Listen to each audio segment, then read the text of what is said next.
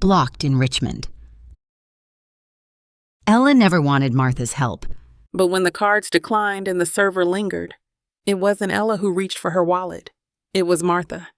A gesture meant to save face, but one that cost everything: pride, peace, and freedom.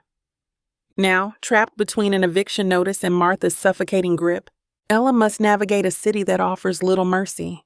Every bill, every empty cupboard, every whisper of scripture asks the same question: is survival worth surrender? Or is defiance, fragile and costly though it may be, the only way forward? The refrigerator coughed, then clicked into a steady rattling hum that made the cabinet doors tremble. Morning light came in thin stripes through the slatted blinds, laying bars across the chipped countertop and the cereal dust that never quite went away.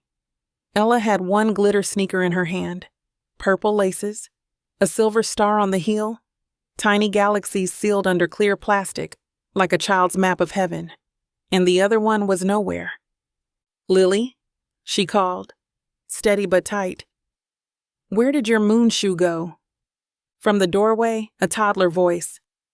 "Moon went zoom." Lily had yogurt on her chin and a sticker stuck to her shoulder that said, "Hello, my name is," but the name line was filled in with crayon thunderbolts. Aaron ducked out of the bathroom with the shirt half buttoned, tie hanging like a capture rope around his neck. "For the record," he said, scanning the floor, "I located one glitter galaxy. We are still missing its moon." "Not helpful," Ella said, but it came out with a small laugh because he'd meant it to sound like a newscaster. She got down on her knees and reached under the stove. Her fingers found a spoon, a bottle cap, crumbs that felt like sand, and one of Lily's hair ties gritted up with dust. "Don't stick your hand under there," Aaron said. "That's where courage goes to die." "Courage pays rent," she said. "Courage needs you to find a flashlight." "Flashlight's in the drawer." He pulled it open. The drawer squealed at them. He peered in and lifted a slotted spatula, a tangle of rubber bands, a broken tape measure, a deck of cards with 2 of hearts missing. "In theory." "Lily," Ella said again, gentler now. "Did the moon go in the fridge? Did it go in the trash? Did it go to outer space?" "Zoom," Lily repeated. She plopped down in the doorway and started taking every magnet off the lower half of the fridge, laying them in a neat line on the sticky tile, like she was checking them out at a register. Aaron stepped over her and opened the cabinet over the stove. A shower of plastic takeout forks came down like white rain. "We have so much silverware," he said. "Just none of it is silver." "I'm timing you," Ella said, but she wasn't. She reached deeper, cheek against the cabinet door. "Okay, I felt something. It's round. It's an onion." She pulled out a soft, forgotten onion in a webbed bag, the bottom pressed flat into mush. The smell hit fast and sharp. "Add that to the list of things that are not shoes," Aaron said. He flicked the tie in so it tapped his shirt like a metronome. "We still doing color day? Purple and silver? She can wear the other sneakers, the pink ones." "It's color day," Ella said. "It's the whole point." Miss Tasha made a chart. "Maybe Miss Tasha will appreciate asymmetry," he said. "One pink, one galaxy. That's postmodern." Ella sat back on her heels. The kitchen had a way of making her feel wider than she was. The counters closing like shoulders in a crowded elevator. "Help me," she said, and there must have been something in her voice. Thinner, more frayed, because Aaron bent without another joke, got down on his hands and knees, and looked under the fridge. "I see dust bunnies," he said. "They have evolved. They have governance. I'm going in." "Don't touch the coils," Ella said automatically. "I don't know what they do, but it feels medical." He reached and came up with a spoon and a bottle of food coloring so old the label had bleached into a ghost.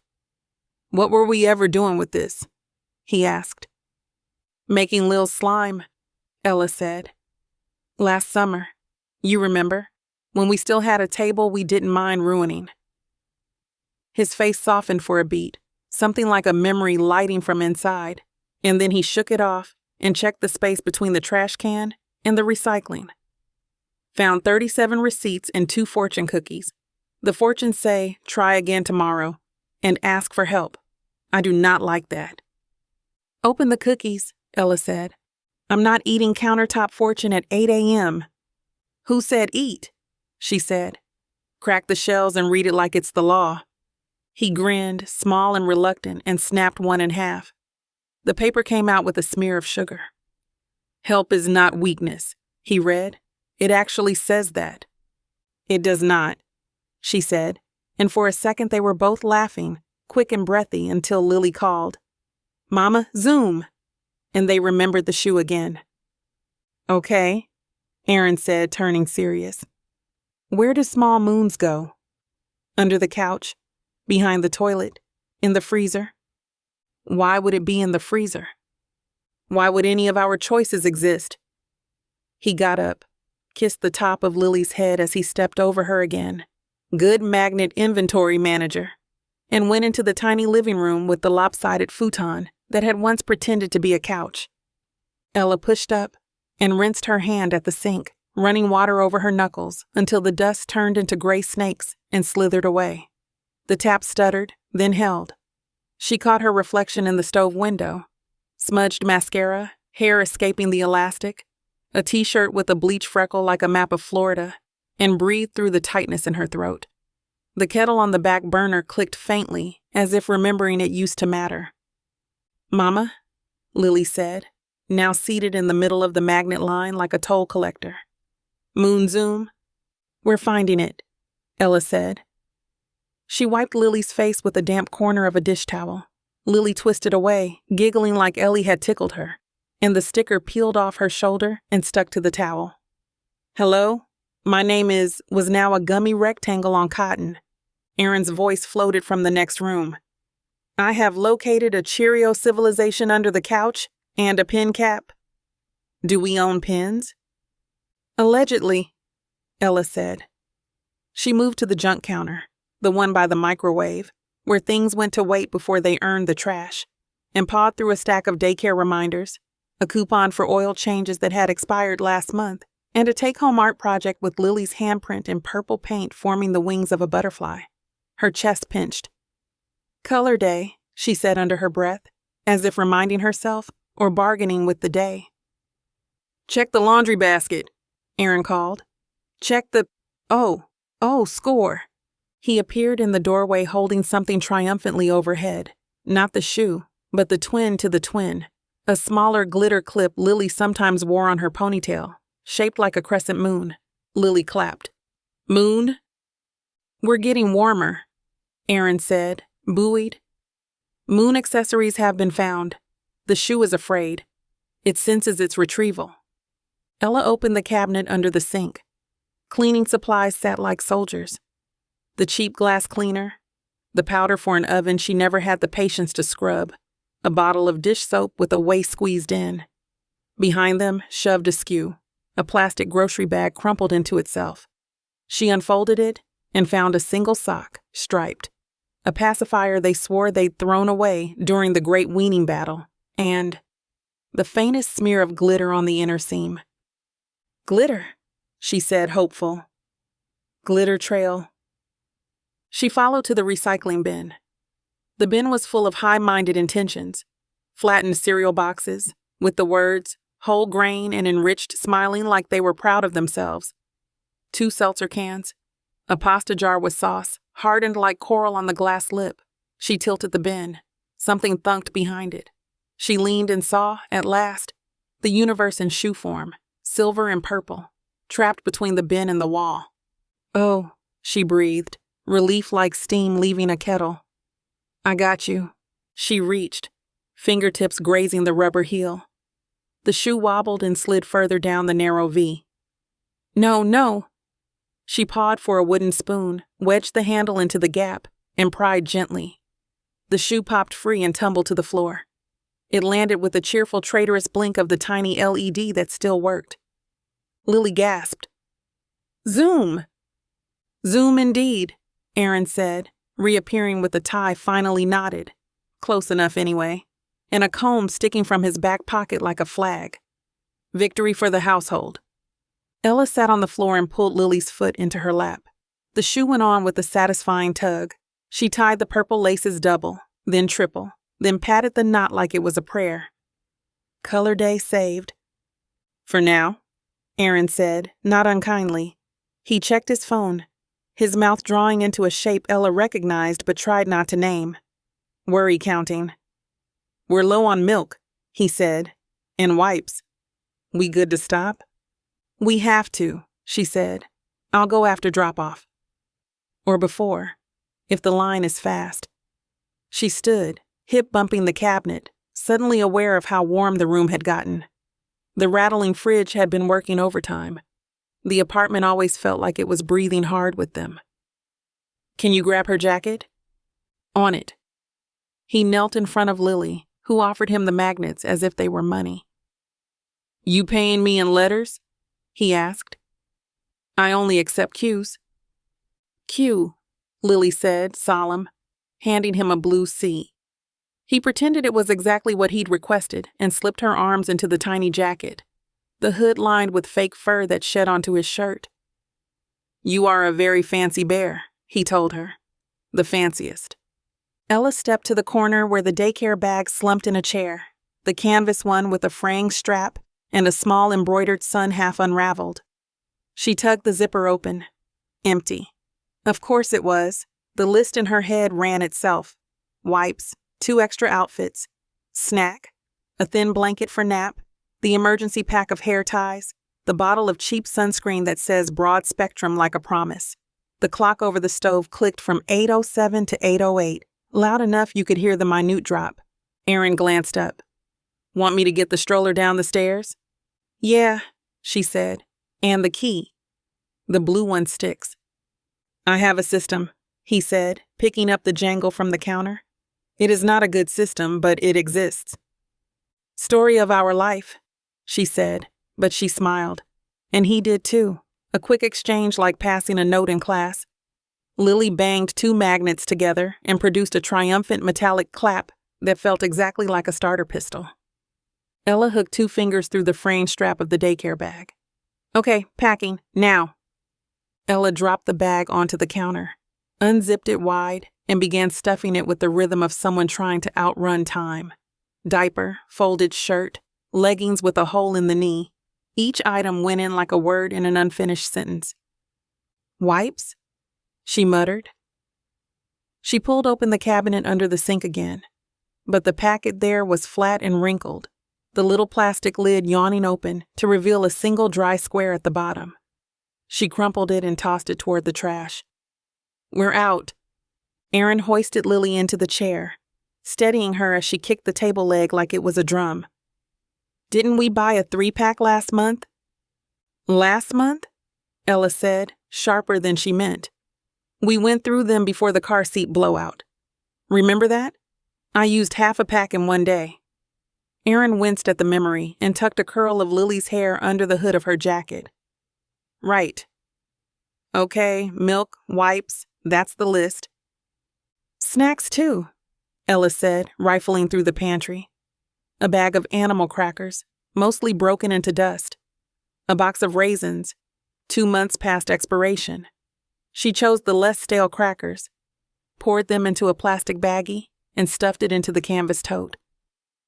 She'll survive. Aaron leaned against the counter, arms crossed loosely but his voice tight. We keep saying that. She'll survive, like we're testing her resilience every week. Ella slammed the pantry shut. What do you want me to do? Magically refill the cabinets? I'm saying... He stopped, his jaw shifting as if the words were pebbles he couldn't spit out. I'm saying we're slipping again. The word again hung heavier than the bag on Ella's shoulder. She cinched it closed, her fingers trembling around the zipper. I'll stop at Food Lion before daycare. Just the basics. We'll be fine. Take my card, Aaron said, pulling his wallet from his pocket. The leather was cracked, and the Velcro scratched open like a cough. He slid out a card and set it on the counter. Just in case. Ella looked at it but didn't reach. "I've got mine." "Yeah," Aaron said, "but humor me." She tucked it into her back pocket, the edges pressing into her hip like a dare. Lily banged her little fists on the table, chanting, "Zoom! Zoom!" as if summoning the shoe again. "Zoom later," Ella said, kissing her daughter's forehead. She slung the bag onto her shoulder, heavier now with the weight of what wasn't in it. "Let's just go." Aaron grabbed the stroller from beside the door, wrestling its crooked wheels straight. He glanced back once, half a smile, half an apology, but didn't speak. The silence between them was filled by the refrigerator's rattle and Lily's chant, echoing off the cramped kitchen walls.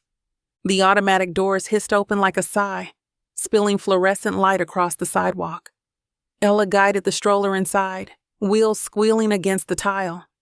The store smelled like waxed floors and overripe bananas, the kind of grocery air that clung to clothes. She kept her basket small, just milk, a packet of wipes, bread, a few apples, and balanced it on one arm while steering Lily with the other. The toddler squirmed against the straps, reaching for the shelves. "Stay seated," Ella murmured, nudging the stroller with her hip. "Almost done." "Cookie," Lily said, pointing toward the bakery display where plastic clamshells of sugar cookies glowed under a yellow bulb. "Not today." "Cookie!" Louder now, a small protest swelling. Ella snagged a box of store-brand crackers from an end cap and shook it like a maraca. "Look crunchy." Snack. Lily wrinkled her nose but grabbed the box, rattling it as if in challenge. The sound drew a glance from a woman ahead of them in line, her cart piled high with paper towels and sparkling water. Ella forced a smile, the kind that apologized without words. The line moved at the pace of molasses, every beep of the scanner stretching the morning thinner. Ella shifted the basket from arm to arm, her muscles complaining. Behind her, a man in a business suit tapped his phone screen like he was trying to wake it from a coma. She glanced at the clock above the customer service desk, 8:47. Daycare doors closed at 9. Her chest tightened. Finally, the cashier waved her forward. "Morning," he said, a teenager with acne scars and a lanyard full of enamel pins. "Morning," Ella managed. She placed the milk, bread, apples, and wipes on the belt in quick succession, stacking them like proof of competence. Lily added the crackers with a triumphant slap, as if helping. The scanner beeped each item into existence, the numbers tallying on the screen. Ella reached for her wallet. "Total's $34.19, the cashier said. She nodded, slipped her card from the worn slot of her wallet, and swiped. The machine buzzed once, then flashed red. Declined. A tiny pause opened, sharp as a paper cut.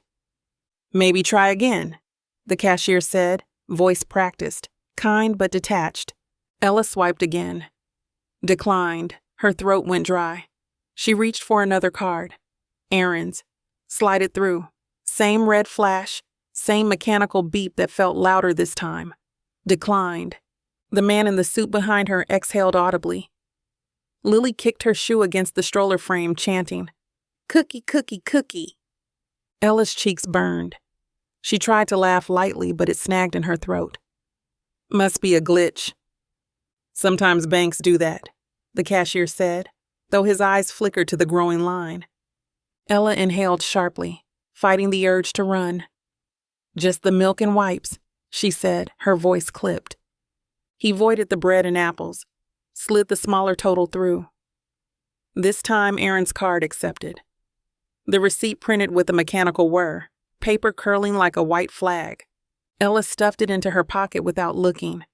She grabbed the bag, the milk sweating against her palm, and pushed the stroller forward under a tide of stairs she imagined heavier than they probably were. Outside, the air was cool and damp, the morning sun bouncing off windshields. She set the bag in the stroller basket with more force than necessary and gripped the handle tight, her knuckles whitening. Her phone buzzed. She pulled it out. thumb trembling as she pressed Aaron's contact. The line rang once, twice. The moment he answered, she didn't say hello. Her voice cracked with the edge of panic. Something's wrong with the cards. There's a glitch. A glitch?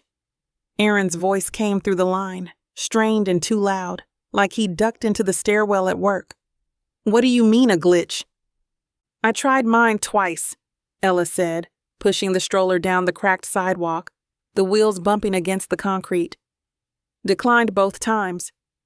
Yours too. That doesn't make sense.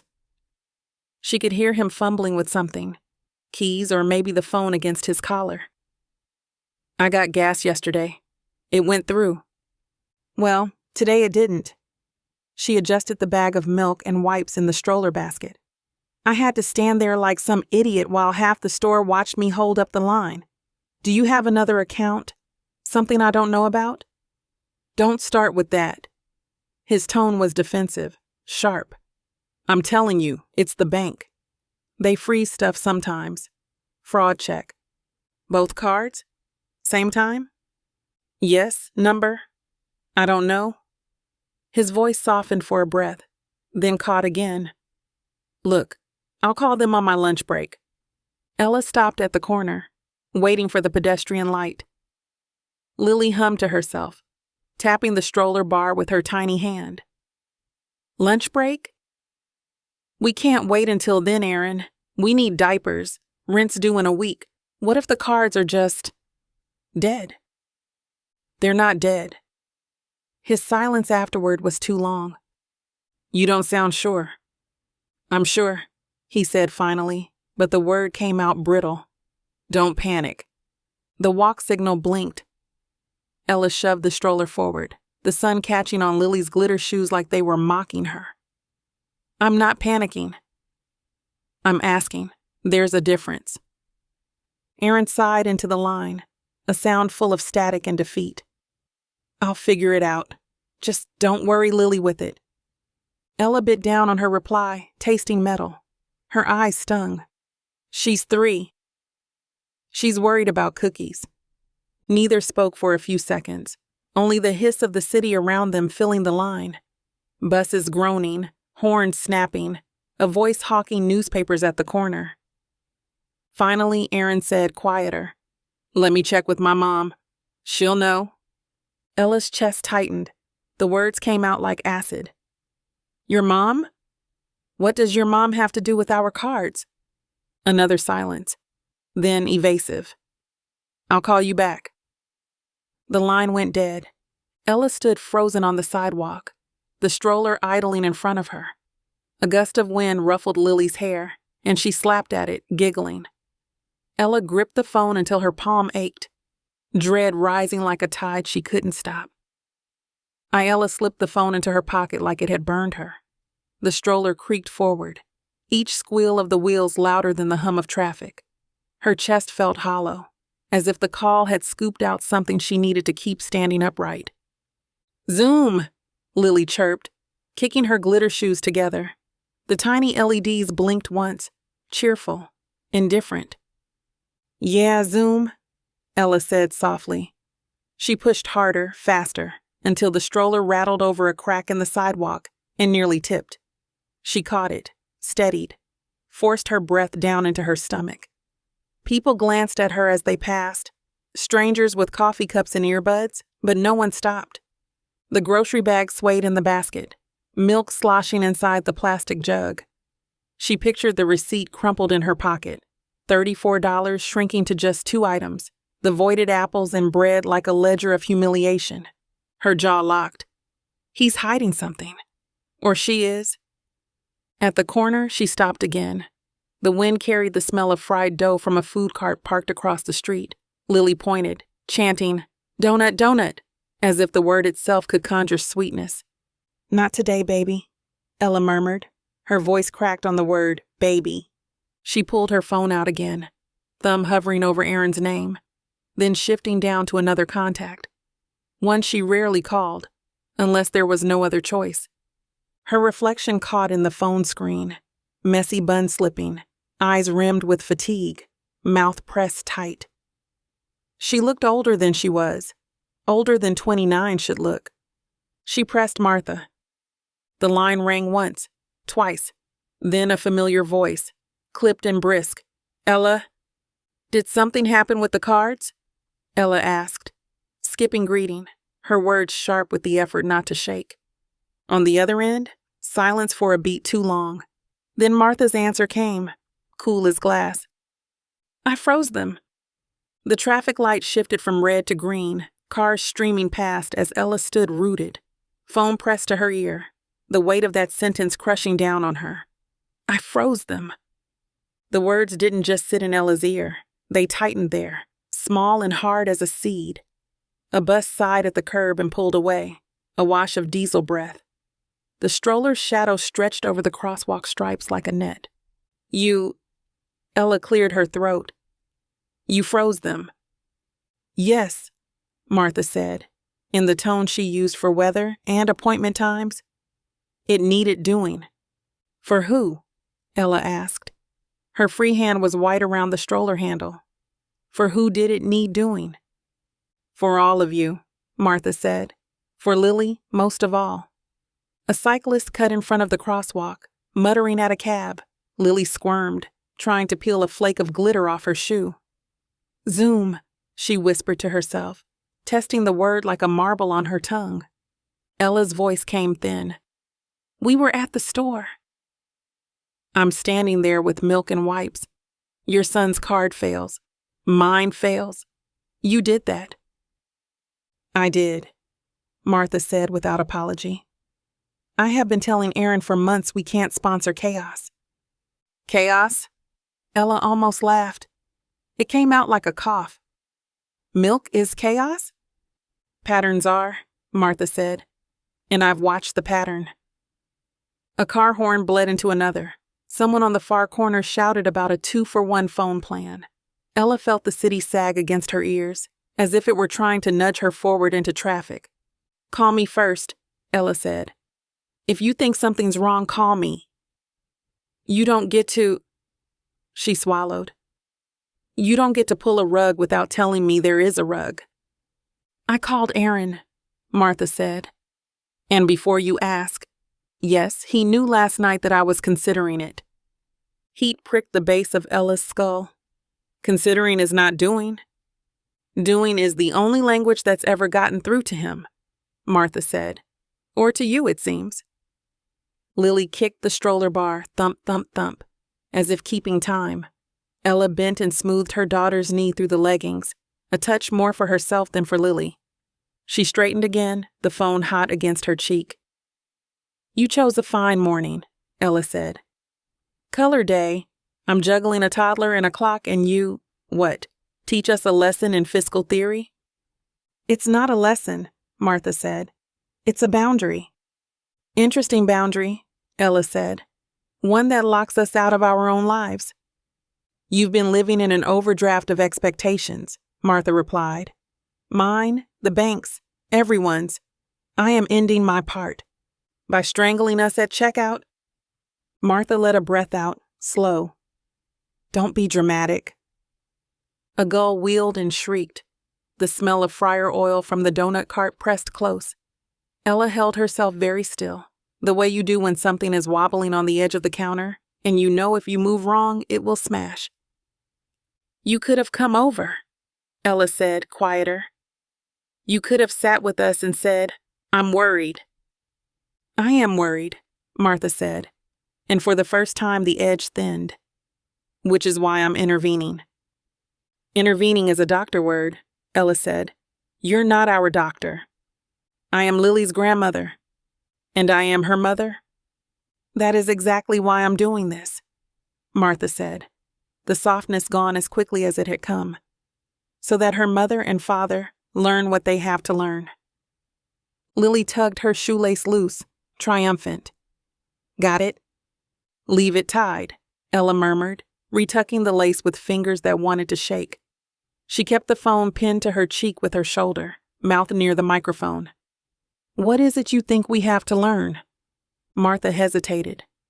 No sound but the faint household clink of something on her end. A glass or a spoon. When she spoke again, the words were clipped into clean pieces. I'm not funding drift. I won't keep pretending this is fine. Ella lifted her eyes to the walk signal, which had just flipped back to a red hand. It felt personal, petty. We aren't pretending. You're improvising, Martha said, and calling it endurance. Ella's laugh broke this time. You think I don't know the difference? You think I like counting out quarters at the laundromat so Lily has clean pajamas? Then stop giving me more of the same, Martha said. Show me change. Show you, Ella repeated, like a trick. Like responsibility, Martha said. Ella's jaw set. She pushed the stroller off the curb, then back again, as the traffic snarled through the green. You froze the cards, she said, steady now, each syllable placed. You did that. To us, to her, to protect her, Martha said. And to punish me. To wake you, Martha said, to wake both of you. On Ella's tongue 100 replies crowded, bitter, righteous, pleading. She picked none. She breathed, counted to 3 the way Miss Tasha taught Lily when tantrums grew teeth. 1, 2, 3. Listen carefully, Ella said, voice low, even. We need diapers by tonight. We need groceries. I will not let Lily go without so you can feel principled. Then figure it out, Martha said. Start today. Start by what? Ella asked. Robbing a bank? Start, Martha said, by standing up. Ella's fingers tightened on the foam grip until it squeaked. A bus lumbered to the stop behind her. Brakes sighing like a tired animal. Lily pointed at the big glass window and squealed at her own reflection.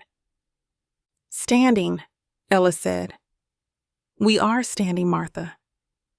On a corner you chose. You're the one still on the phone, Martha said. Ella shifted her weight, as if she could redistribute the fury through her heels and into the concrete. Why now? She asked. Why this morning? Be honest. Because Aaron asked again last week, Martha said, for help with the power bill. And because when I checked the statements, there were takeout charges. 1, Ella said. Chicken and rice for $9 when we got home at 10 p.m. with a feverish toddler and no food in the fridge. It looked like drift, Martha said. It looked like excuse. And you look like judge and jury, Ella said. If I am, Martha answered, it's because someone has to be. Ella's mouth opened, the next words already burning up her throat. She didn't swallow them. She let them out, clean and sharp, all air and no tremble. We have a child. We have a child, Ella said again, louder this time, as if the first had slipped past unnoticed. Exactly. Martha's voice was flint striking steel. Stability matters most when a child is in the picture. Ella barked a laugh that startled Lily, who clapped her hands to her ears. So stability means what? Cutting off diapers at the checkout line? Stability means learning to stand without leaning on someone else's purse, Martha shot back. Dependence is a leash, Ella. You pull against it, but you still walk where it tugs. Ella's stomach lurched at the word. Leash.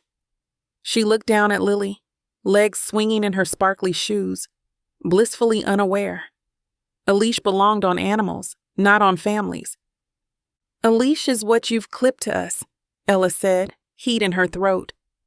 You hold the end and you call it care, but it's control. You think I enjoy this? Martha's voice rose, then steadied again, clipped. I froze those cards because every month I see the same story. Bills half paid, groceries bought on overdraft, Aaron promising me you'll get ahead, and you never do. That's life, Ella said. It's hard. We're trying. Trying isn't enough. Trying is all there is, Ella snapped.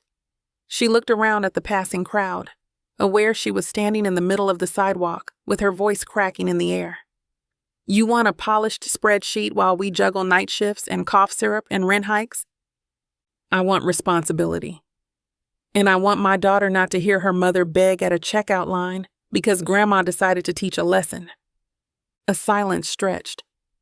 On Martha's end, Ella could hear a faint click, maybe a spoon against a mug, steady and unhurried. You don't understand, Martha said finally, quiet but steeled. One day, Lily will look at how you live, and she will copy it. I won't let her inherit drift. Don't use her name like that, Ella said, almost a whisper. Don't turn her into your argument. She already is the argument, Martha replied. Ella pressed her forehead against the stroller handle, eyes closing against the blur of sun and exhaust. Her daughter's small hums rose up, soft nonsense melodies, as if to remind her that none of this was theory.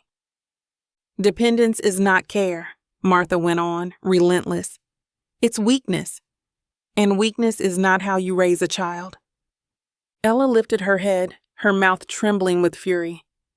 No, she said. Weakness is pretending control is love. Weakness is hiding behind bank accounts and calling it sacrifice. For the first time, Martha didn't answer right away. Lily dropped her cracker box to the sidewalk with a hollow thunk, and Ella stooped automatically, scooping it up, brushing off grit. Her movements were automatic, practiced, motherly, the kind of responsibility Martha claimed she didn't see. When she straightened, Martha was speaking again, her words flat as a closing door. You'll thank me one day. Thank you? Ella's voice cracked, raw. For humiliating me? For making sure your granddaughter goes without? That's what I'm supposed to thank you for? You'll thank me, Martha said again, firmer now, for forcing you to stop playing at survival and start living with discipline. We're not playing, Ella's free hand shot out, slapping the stroller bar. Lily jumped, startled, then giggled as if it were a game. Ella's throat tightened at the sound. We are fighting every day to keep the lights on, to keep her fed, to keep from drowning. And every month you come back with the same excuses, Martha snapped. I won't bankroll drift anymore. I told Aaron that. So this is about him, Ella said, chest heaving. Your son disappoints you, so you punish me. You punish us. It's about both of you, Martha said, unflinching. If you really cared about Lily, you'd welcome a push toward stability. Don't you dare tell me what caring looks like, Ella hissed. I'm the one who wipes her nose at 3 a.m. I'm the one who packs her bag, who reads her books, who braids her hair before daycare, while Aaron is... She bit the word off too late. While Aaron is what? Martha's tone was sharp, triumphant. Sleeping? Shrinking? Proving me right? Ella's hand trembled around the phone. You don't know him. Not the way I do. I know him better, Martha said. I raised him. And now you're trying to raise us both. Someone has to, Martha shot back. Ella's breath left her in a shudder. We have a child, she said again, softer this time. But the softness cut deeper than shouting. I said exactly that. No, you didn't, Ella whispered. You said stability. You said drift. You said leash. You never said love. On the other end of the line, silence. Then the faintest sigh, sharp as glass cracking. Martha's final words came low, flat, and merciless. Goodbye, Ella. The click landed like a slap. Ella stood rooted to the sidewalk, phone pressed to her ear, though the line was dead, the dial tone long gone. Cars streamed past, indifferent. Someone brushed against her shoulder and muttered an apology. She didn't move. Lily tugged at the cracker bag, her voice piping up again. Mama, snack! Ella lowered the phone slowly, slipped it into her pocket, and bent to open the bag. Her hands shook so hard the plastic tore jaggedly. She gave Lily a handful of broken pieces, whispering, Here you go, baby. Her daughter chewed happily, crumbs dotting her chin, while Ella stared at the sky as if it might answer for what had just broken. The phone was heavy in her pocket, as though the call still lived inside it, humming. Ella gripped the stroller with both hands, her knuckles pale against the foam. The wheels angled slightly toward the gutter, caught by gravity, ready to roll if she let go. The city streamed past in fast, careless streaks, heels clicking on pavement, delivery trucks belching out exhaust, a man in a red hoodie weaving on a scooter with earbuds in. No one looked twice. No one knew the ground had just shifted under her feet. Her chest ached, not from breathlessness, but from the pressure of words that had nowhere to go. A leash, dependence, stability. Each one replayed in Martha's clipped cadence, a metronome of judgment. Lily crunched on a cracker, crumbs tumbling onto her jacket, then lifted one piece high like an offering. "Mama, bite?" Ella bent quickly, pressing her lips against Lily's head instead, inhaling the faint smell of baby shampoo that clung even after 3 days without a proper bath.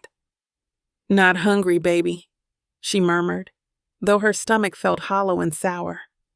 A bus roared past. The gust lifted strands of her hair into her face, sticky with sweat. She swiped them back, blinking against the grit in her eyes. On the other side of the street, a woman with 2 grocery bags balanced on each arm shuffled forward. One bag ripped, cans clattering onto the pavement. A stranger stopped, helped her gather them up. They laughed together. Small, ordinary laughter. Ella watched, a lump rising in her throat. The sound of it made her skin ache, like music she couldn't join. "Mama," Lily said, tugging at the strap of her shoe. "Moon." "Keep it on," Ella said automatically, kneeling to retie the lace that had wriggled loose. Her fingers worked clumsily, too fast, too tight. She double knotted, then kissed Lily's knee before standing again, legs trembling. She looked at the stretch of sidewalk ahead, the cracked concrete, the glint of glass shards by the curb, the shadow of a streetlight pole leaning long and crooked. The whole city seemed tilted, as if daring her to push forward anyway. She swallowed hard. "We're okay," she whispered. Her voice was steadier than she felt. "We're okay." But when she stepped off the curb, the stroller wheels caught on the lip of the street, and for one brief second she thought the whole world might tip over with them. The phone buzzed again in her pocket, muffled and insistent. Ella fished it out, thumb sliding across the cracked screen before she could think better of it. "Aaron," she said, voice flat. There was a pause, the sound of breath on the other end, and then, "She told you." "She didn't tell me," Ella said, her steps jerky as she pushed the stroller over uneven slabs of sidewalk.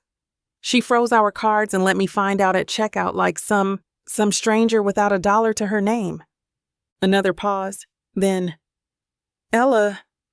"No." Her throat tightened, but she forced the words out steady. "Don't you dare soften it." "She said you knew, last night, that you knew she was going to do this." Aaron's silence stretched, so loud she could hear his breath catching. The faint shuffle of him moving wherever he was. An office stairwell, maybe, or the back corner of a warehouse. "You knew," she said again, lower this time, not a question. "I didn't think she'd actually—" His words tripped and died. Ella's laugh came sharp and humorless. "Of course she would." She's been waiting for a chance to yank the leash.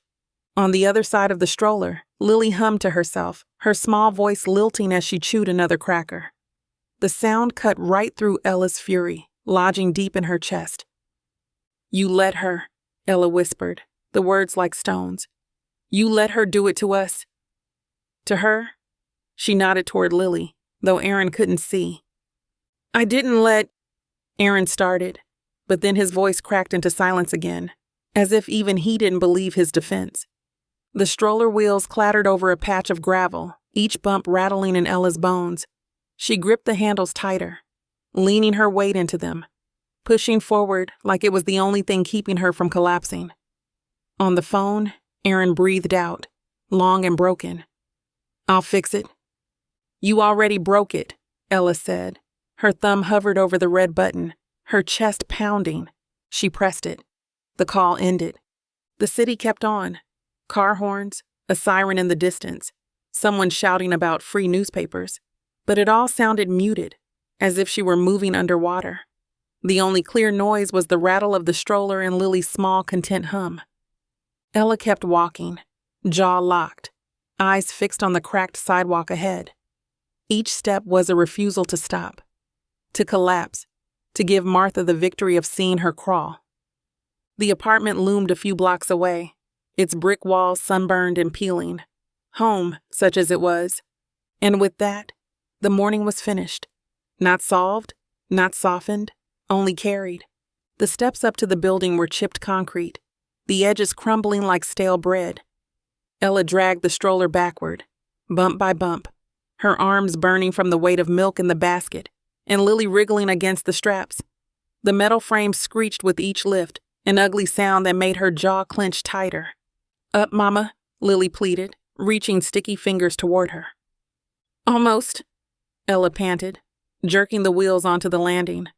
She unbuckled Lily with trembling hands, hoisted her onto one hip, and folded the stroller with a hard snap. The wheel pinched her thumb on the way down, but she swallowed the hiss of pain. The door to the building stuck, swollen with humidity, though the calendar claimed spring. She shoved it with her shoulder until it groaned open, and a wave of smell hit her. Fried onions, mildew, someone's cigarette smoke creeping under the second-floor door.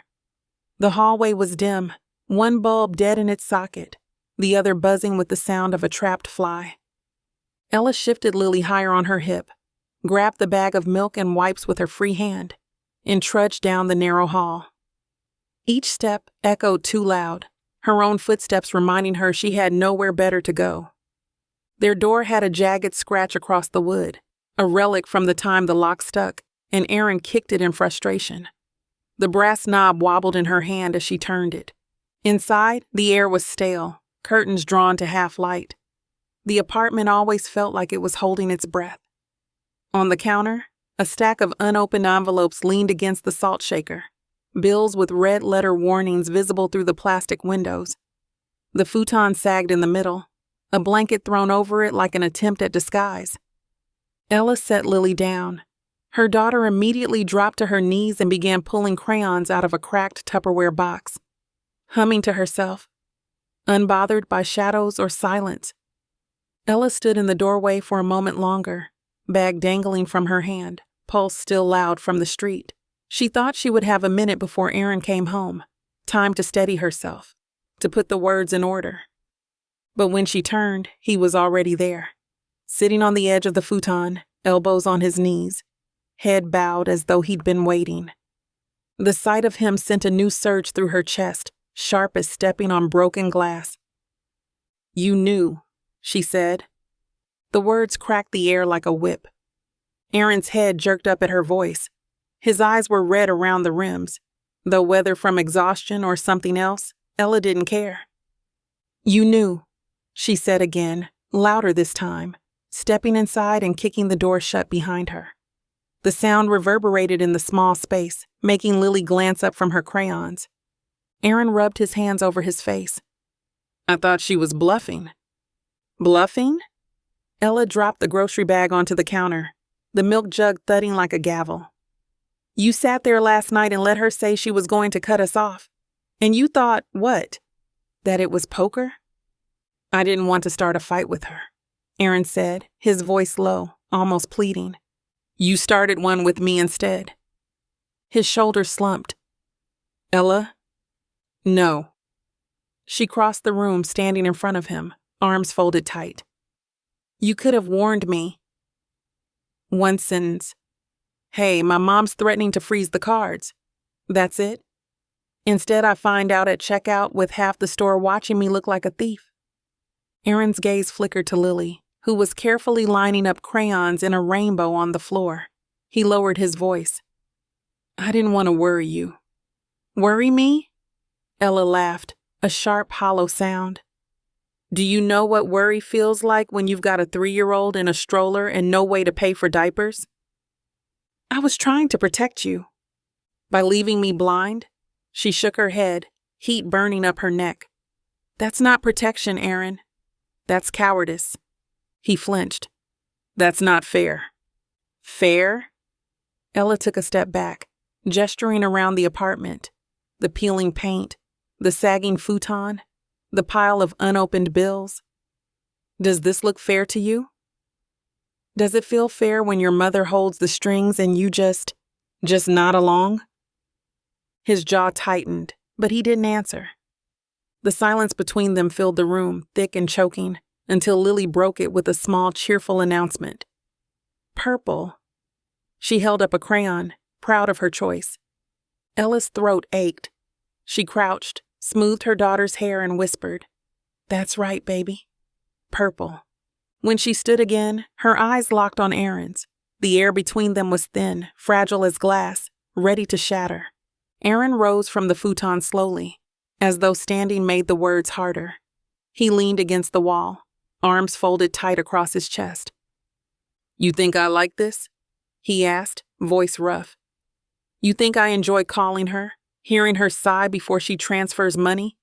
Every time it's a knife in my gut, but at least it keeps the lights on." Ella's arms snapped wide, pointing to the stack of unopened envelopes on the counter. "Does it? Look around. We're still drowning, Aaron. All her help does is make sure we choke on her terms." "She's trying to keep us stable," he said. "That's what she means." "No." Ella's hand struck the counter, rattling the salt shaker. "That's what she calls it. But it isn't stability. It's control.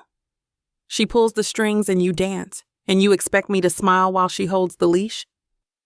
Aaron's face hardened. "What do you want me to do, Ella?" "Tell her no? Tell her we don't need the money? Then what? Watch the power shut off? Watch Lily sleep in the dark?" "Better dark than bought," Ella snapped. "Don't say that." His voice dropped to a growl. "Don't talk like her help doesn't matter." "It matters." "It matters because you let it matter," she shot back. "You're so afraid of looking weak that you'd rather bow to her than fight for us." Aaron's hand clenched into a fist against his arm. "You think it's easy for me? You think I don't feel humiliated every single time I swipe a card she funds? Do you know what it's like to be a man and not be able to stand on your own?" Ella stared at him, her voice steady but cold. "Do you know what it's like to be a mother and watch your child turned into leverage?" The words hung, sharp and final. For a heartbeat, neither of them moved. Then Lily's small voice wavered. "Mama?" Her lip trembled, eyes wide. She clutched her purple crayon like a lifeline. Ella froze, her fury collapsing inward. She dropped to her knees, scooping Lily into her arms. "Shh, baby, shh. It's okay. Mama's here." She rocked her daughter against her chest, whispering soothing nonsense, smoothing down her hair as tears wet the shoulder of her shirt. Aaron stood frozen, watching, his hands open and empty now. The sound of Lily's sobs filled the apartment, louder than any of their words had been. Ella glanced up at him over her daughter's head, her eyes fierce and wet. The look said everything she didn't. "This is what your silence buys." Aaron dropped his gaze, unable to hold hers. Lily's sobs dwindled into hiccups, soft little gulps of air against Ella's shoulder. Her tiny hand clung to Ella's collar, as if to anchor herself. Ella sat cross-legged on the worn carpet, rocking gently until the hiccups slowed, whispering, "It's okay, baby. It's okay." Her own throat burned, but her voice stayed soft for Lily's sake. The crayons lay scattered across the floor, a rainbow broken into pieces. One had rolled under the futon, lost in the dust. When Lily finally relaxed, Ella eased her down onto the blanket spread across the floor. The child's breath steadied, the crayon clutched in her small fists like a treasure. Ella stood carefully, every joint aching from the weight of both the child and the mourning. She turned toward the counter, toward the unopened envelopes stacked like silent witnesses. The apartment seemed to shrink around her, walls closing in, ceiling lower than it had ever felt. The air smelled of old takeout containers, of damp laundry that hadn't fully dried, of everything they hadn't managed to fix. Aaron sat on the edge of the futon again, elbows on his knees, head bowed. He didn't move, didn't speak. His tie hung loose, the knot slumped halfway down his shirt, as if even the fabric had given up. Ella crossed her arms tight against her chest, standing near the counter but not leaning on it. She didn't want it mistaken for weakness, for dependence. She wanted distance. The fridge rattled, then clicked. A nervous tick of the apartment itself. A draft slithered in through the cracked window by the fire escape, carrying the smell of damp brick. Neither of them looked at the other. The silence swelled until it felt alive, thicker, heavier than their shouting had been. It pressed down, pressing them further apart, even as they sat in the same small room. Lily stirred on the blanket, murmured something half asleep, then settled again. Her tiny exhale was the only sound that wasn't mechanical. Ella stared at the pile of bills. Aaron stared at the floor. The distance between them stretched, unbridgeable. Aaron dragged a hand down his face, leaving faint red lines across his cheeks. His voice came low, barely above the hum of the refrigerator. "We'll figure something out," he said. The words landed like scraps tossed onto a table already cleared. Not a plan, not even a promise, just air. Ella's eyes stayed fixed on the envelopes, the red letter warnings visible through the plastic windows.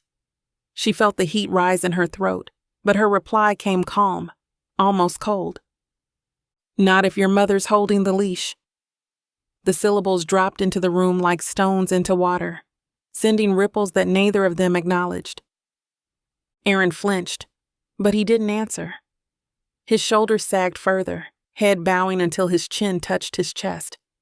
Ella turned toward the sink, filling a glass with water just to have something in her hands. The faucet sputtered before it steadied, the sound harsh in the silence. She drank half, set the glass down harder than she meant to.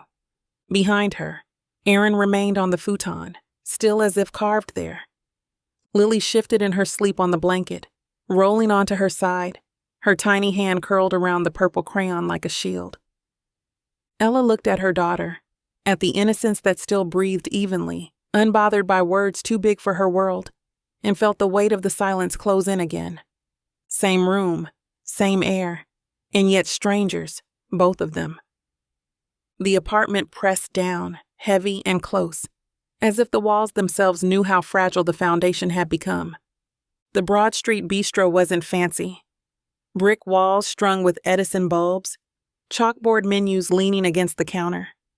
The smell of garlic and fried oil hanging in the air. But compared to their kitchen with its peeling linoleum and humming fridge, it might as well have been Paris.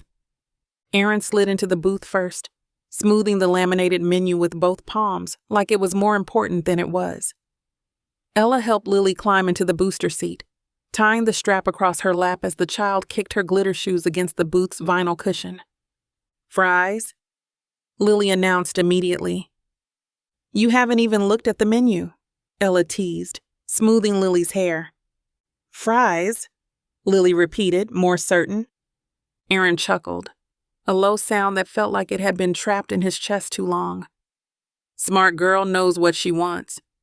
Ella arched a brow. Wish that worked for her father.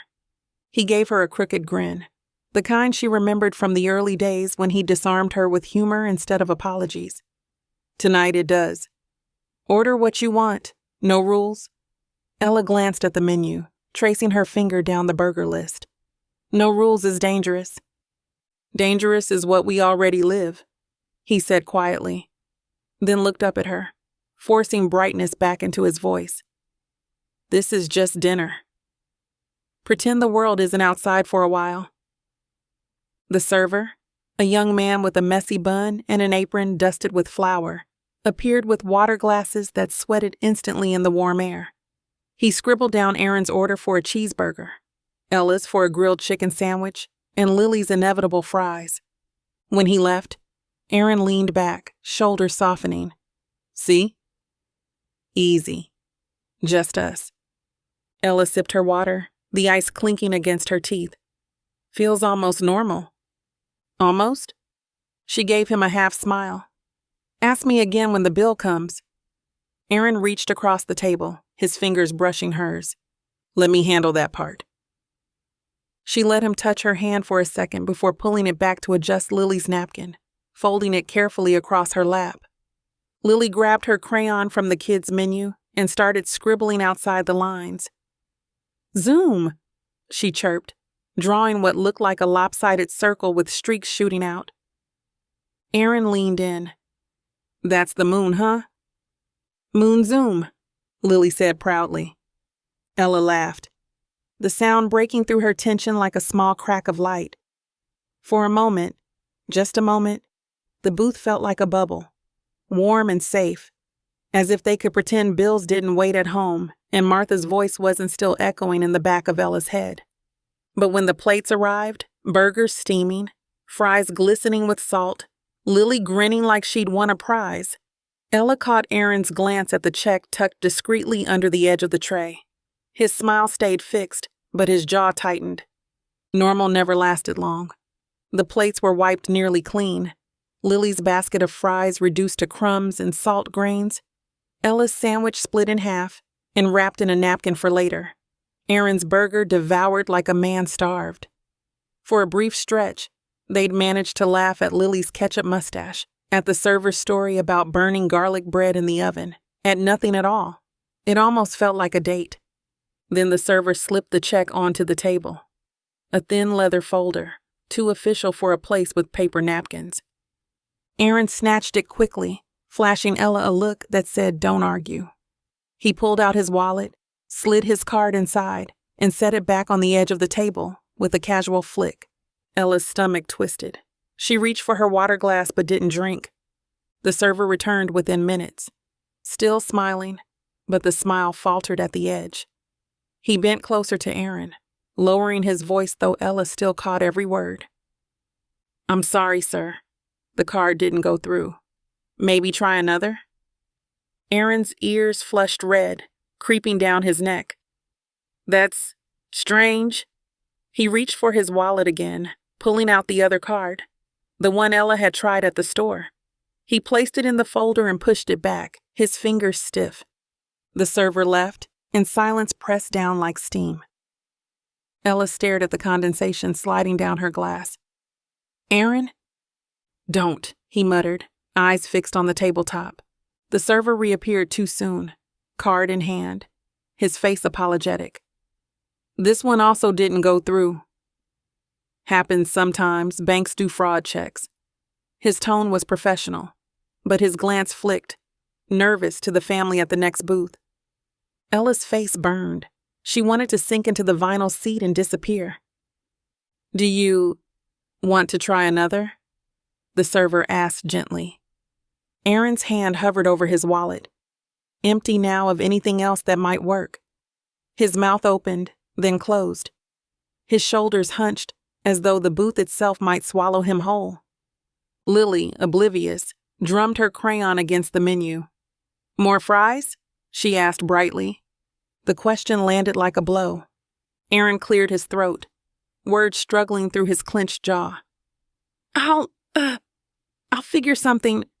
But before he could finish, a voice behind Ella cut clean through the air. "I'll take care of it." Ella didn't have to turn. The voice slid under her skin before it reached her ears, clipped and calm, threaded with certainty. "Martha." The server's expression shifted to relief as she extended a sleek leather wallet, her card already pinched between her fingers. "Here," she said, smiling at him with effortless poise. "Put it on mine." He took it quickly, almost gratefully. "Of course, ma'am."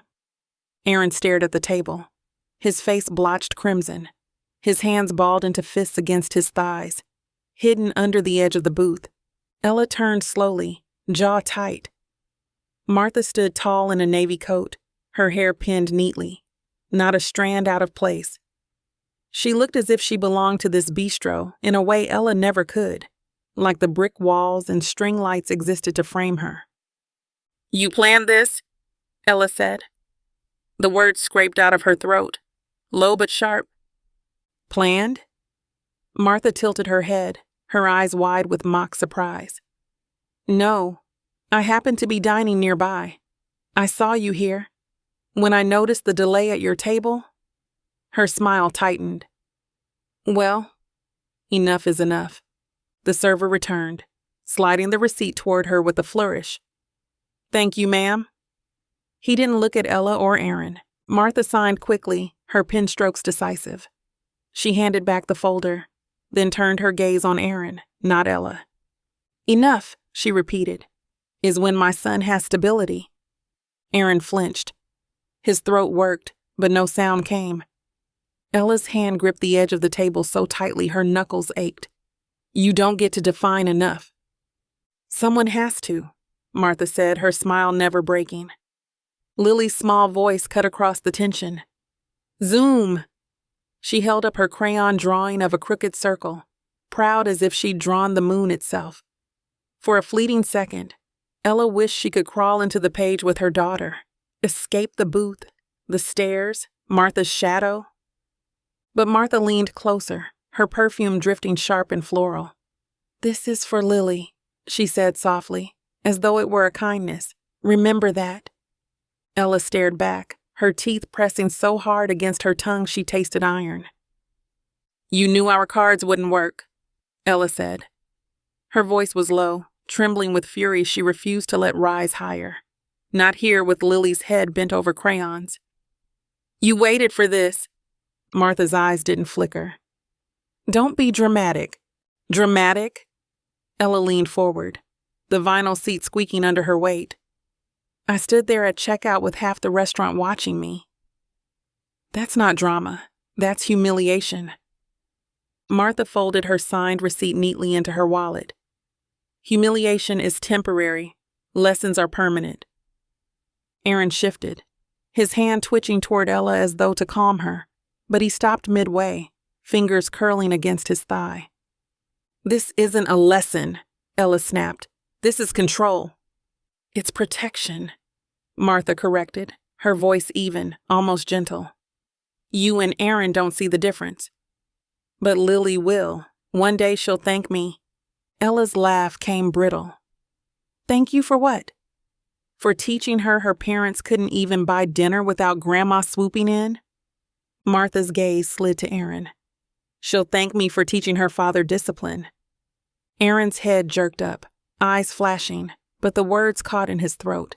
He looked from Martha to Ella, his mouth working like he was drowning for air. Say something, Ella demanded, her voice sharp as glass. Don't just sit there. Aaron's lips parted. Nothing came. Ella's chest ached. She turned back to Martha. You call this stability? Cutting us down in public? That's not stability. It's cruelty dressed up as wisdom. Martha's eyes softened briefly, almost pitying. You'll understand when you're older. I'm 29, not 12, Ella hissed. I don't need your leash. The server passed nearby with a tray of glasses, his eyes darting toward their booth before looking away quickly. The hum of other diners' conversations filled the space, muffled but still intrusive, as though the whole bistro leaned in to listen. Aaron finally spoke, voice raw. Mom, please. The two words were small, almost childlike, and in them Ella heard everything. His shame, his exhaustion, his inability to break free. Martha placed her hand lightly on his. This is love, Aaron. One day you'll see. Ella stared at their joined hands, fury simmering just below her skin. If that's love, she said, then I want no part of it. Lily looked up then, holding her crayon drawing high. Moon zoom, she chirped. The innocence of it cut the tension like a knife no one asked for. No one answered her. The server cleared his throat softly, hovering with an empty tray. Everything all right here? Fine, Martha answered smoothly, her hand retreating from Aaron's, as though it had never been there. She snapped her wallet shut and slid it into her coat pocket. We're finished. Ella's jaw ached from clenching. She gathered Lily's crayons, stuffed them back into the paper menu, and scooped the child from the booster seat without looking at Martha. Aaron slid out of the booth last, shoulders rounded, eyes fixed on the floor. At the doorway, Martha adjusted her coat. every movement graceful and precise. "Don't waste the chance I've given you," she said, her voice pitched just for them. "It won't come again." Ella tightened her hold on Lily, who rested her head against her shoulder, already drowsy. She didn't answer. Couldn't. Aaron mumbled something that might have been goodbye, or nothing at all. Martha stepped out into the night first, the click of her heels swallowed by the noise of Broad Street. Cars honking, a bus braking, laughter spilling from another restaurant down the block. She moved away without looking back. Ella followed, pushing the stroller with one hand while balancing Lily on her hip. The night air was cool, sharp, a contrast to the heat still burning in her chest. Aaron walked beside them, silent. His shadow stretched long under the streetlights, but it never touched hers. Lily stirred, murmuring about fries, then slipped back into half-sleep. The city glowed neon and indifferent, yet all Ella felt was the weight of Martha's shadow, heavy and inescapable, stretching after them like a leash that hadn't been cut. The walk back felt longer than the walk there. Broad Street hummed with neon signs and passing cars, but for Ella, the noise came muffled, like she was underwater. The stroller wheels caught on every crack in the sidewalk, squealing with each jolt. Lily slumped against her chest, drowsy from fries and the late hour, her small breaths hot against Ella's collarbone. Aaron walked a step behind, hands stuffed deep in his pockets, his shoes scuffing against the concrete. He didn't try to catch up. He didn't speak. At the apartment door, Ella wrestled the stroller up the steps alone, jaw tight, refusing to look back for help. Aaron finally brushed past to unlock the door, but his movements were mechanical, like muscle memory rather than choice. Inside, the air was warm, stale. The same sagging futon, the same cluttered counter. Ella carried Lily straight to the bedroom, whispering, "Shh, baby. Pajamas, then bed," though her own body felt like it might collapse before she reached the dresser. Aaron lingered by the door, his phone buzzing in his pocket. The sound was faint but unmistakable, a vibration like a trapped insect. He pulled it out, glanced at the screen, and his shoulders stiffened. "Martha?" He looked toward the hallway, then back at Ella's silhouette in the bedroom doorway. For a moment he seemed to wrestle with something, words fighting to form on his lips. Then he slipped outside, closing the door softly behind him. The click of the latch was quiet, but to Ella, it sounded louder than their entire walk home. Perfect. Here's how that background can live inside Ella's POV, written in the same voice and tone we've been using in the novel. You could slot this right after the restaurant scene when Martha pays, and Aaron doesn't protest. Ella glanced at Aaron across the booth, his shoulders drawn tight, his eyes fixed on the table as though the pattern in the laminate might save him. He hadn't said a word when Martha reached for the bill. He never did. It wasn't just cowardice, though that's what it looked like, what it felt like, every time she had to swallow the humiliation alone. No, it went deeper. Back to the boy Martha had raised in a house where silence kept the air from freezing. Aaron had grown up under her rules, every chore inspected, every mistake punished with days of cold shoulders. Speaking back never won him anything but longer stretches of quiet, his mother's mouth a thin line, her eyes hard until he broke and apologized. He'd learned early that compliance was quicker. Nodding was easier. Agreeing kept the peace. By 16, he'd been trained not to fight, not to stand. Silence had become his shield. And now, even years later, with a wife and child sitting beside him, that reflex clung to him. Martha walked into a room, and Aaron shrank. Ella hated him for it sometimes, but pity clung close behind the hate, because she knew deep down it wasn't just weakness. It was the only survival tool he'd ever been given. Ella eased Lily into pajamas, coaxing one small arm through the sleeve while the child murmured, half asleep, about moons and fries. She laid her gently on the blanket-strewn futon in the bedroom corner, kissed her forehead, and pulled the curtain half shut to soften the hallway light. Back in the kitchen, Ella began picking up just to keep her hands busy. stacking unopened bills into a neater pile, brushing crumbs into her palm, tossing Lily's crayon wrappers into the trash. The motions were automatic, but her ears strained toward the door. Aaron's voice bled faintly through the thin wood, muffled but distinct enough in pieces. "Not a child, Mom." Emasculated. Every time. A pause, then his voice sharper, strained. "She's not weak." Ella froze, one hand hovering over the salt shaker. Weak. Her chest tightened. Was that Martha's word or Aaron's? Or both? She moved closer, pretending to adjust the curtain while angling her ear toward the crack near the doorframe. "Responsibility. Real man." Martha's voice, clipped and precise, even through the barrier. "Trying. You don't see." Aaron again, lower now, but the tremor in his tone betrayed him. Ella pressed her knuckles to her lips, heat rising behind her eyes. She couldn't make out every word, but she didn't need to.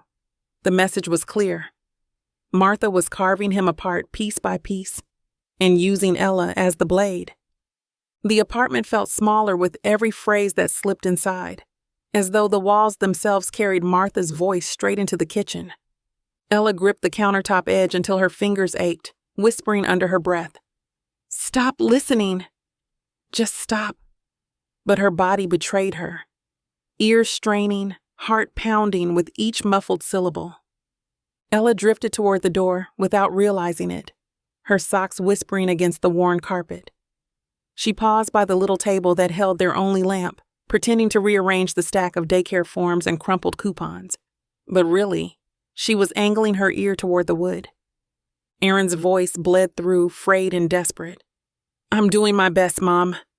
You act like I'm 12. Martha's reply was clearer, cutting through the night like glass. "Because you still act like it. A man takes responsibility. He doesn't lean on women to keep him afloat." Ella stiffened, her breath catching in her throat. Aaron's retort came quick, shaky. "Don't drag Ella into this." "She's the reason you're sinking," Martha snapped. "She makes excuses, Aaron. She coddles you. You've let her weakness become yours." The words hit Ella like stones. Weakness, excuses. The air in the kitchen thickened, her lungs tightening as though Martha's hand pressed against her chest from the other side of the door.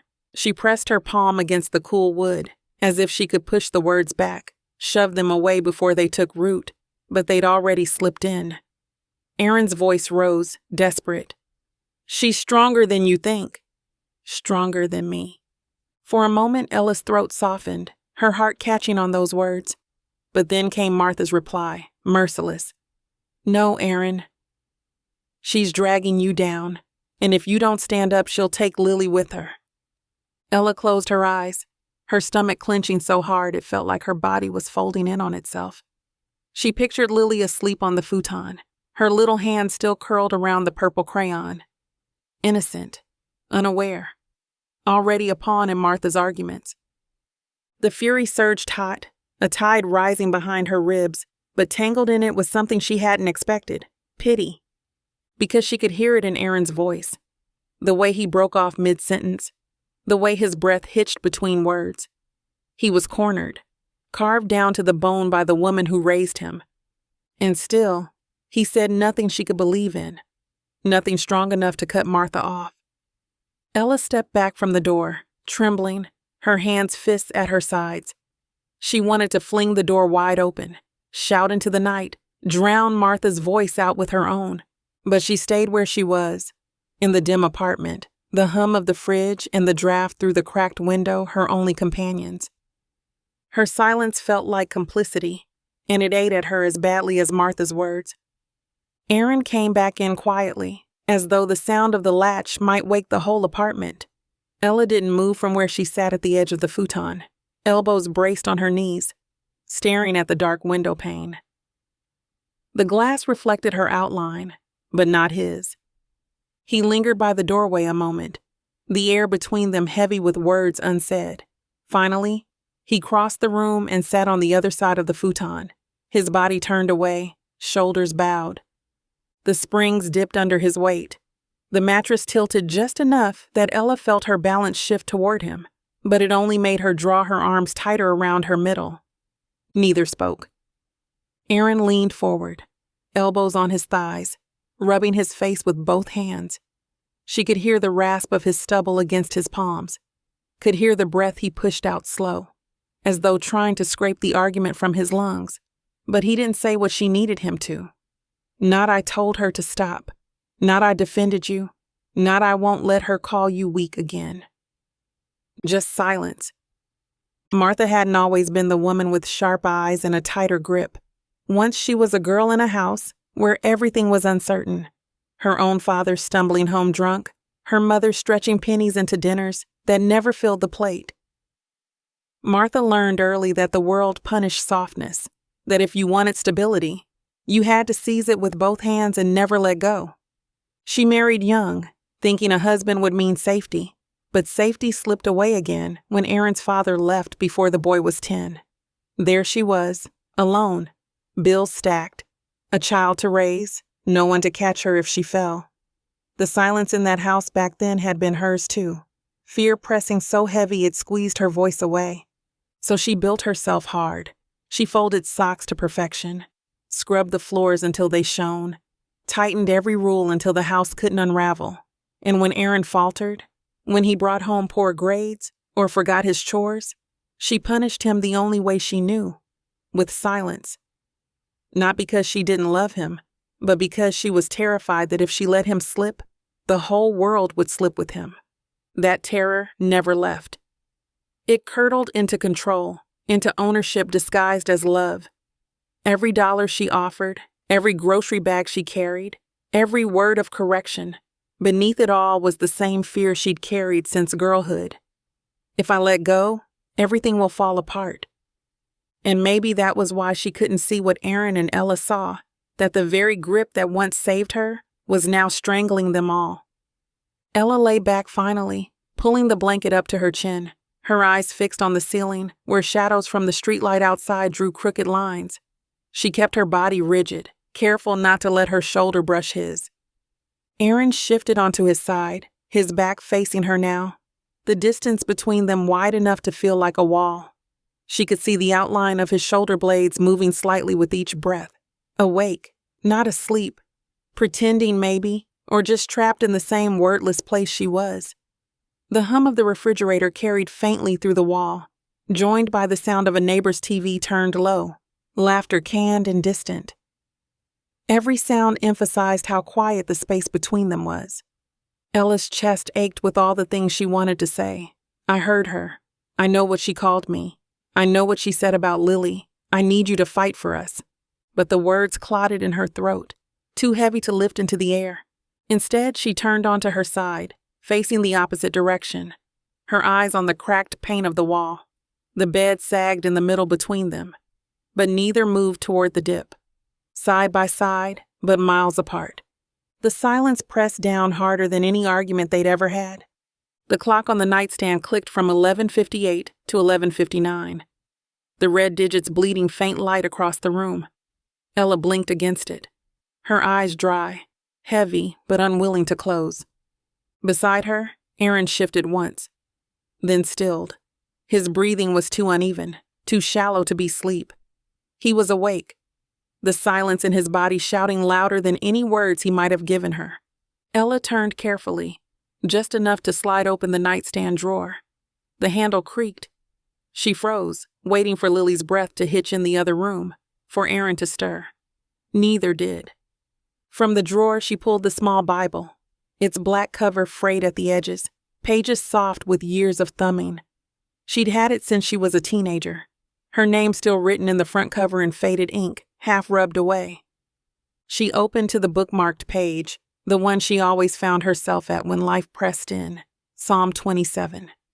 Her finger traced the words as her lips moved soundlessly before she let the whisper out into the dark. Wait on the Lord, she breathed, her voice soft, cracked. Be of good courage, and he shall strengthen thine heart. The verse wavered in the air, fragile but steady enough to cling to. Her throat tightened, tears slipping across her cheek and into the pillow, soaking silently. She whispered it again, slower this time, letting each word press against the ache in her chest. Wait. On the Lord. On the other side of the bed, Aaron didn't move. His back was still turned, his shoulders tense. But Ella saw his hand clench faintly in the blanket, then loosen again. Awake. Listening. She wanted him to reach for her, to whisper amen, to let her know he was in this waiting too. But he didn't. So she lay there with the verse still on her tongue, repeating it until the words wrapped around her like a threadbare quilt, thin but warmer than silence. Aaron's shame hung thick between them, but her whisper carved a small pocket of strength in the dark. 2 bodies in the same bed, 2 hearts on opposite shores. The clock turned to 12 o'clock, and still, she whispered, "Wait on the Lord." The fridge gave its familiar cough when Ella opened it, then fell into a low, uneven hum. The light inside was weak, flickering once before steadying. A half-empty carton of milk sat on the middle shelf, tilted. The plastic jug sweating even in the cold. Next to it, 3 eggs, a jar of mustard, and a container of rice with a white crust creeping up the edges. Ella lifted the milk, swirled it gently, and frowned. Not enough to make it through the day. "Pancake?" Lily asked, padding into the kitchen in her socks, hair sticking out in every direction like a halo gone wild.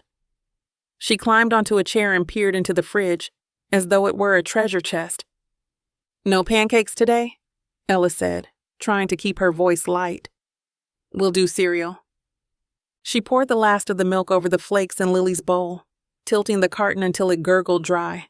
A thin layer barely covered the bottom. Lily didn't notice. She dug in, crunching happily. Ella moved to the counter, tugging the daycare bag open.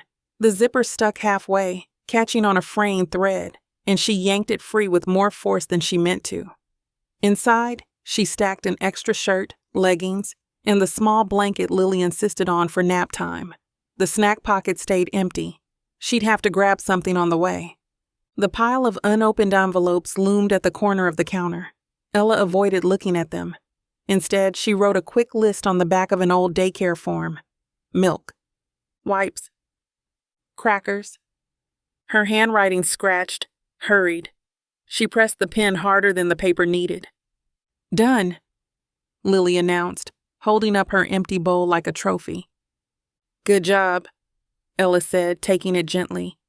She ruffled Lily's hair, then smoothed it down again, tucking the loose curls behind her ears. For a moment, Ella looked around the kitchen, the sagging futon visible through the doorway, the stack of laundry waiting by the bathroom, the thin curtain over the window letting in a strip of gray morning light. Everything felt smaller, heavier, as though the walls had leaned in overnight.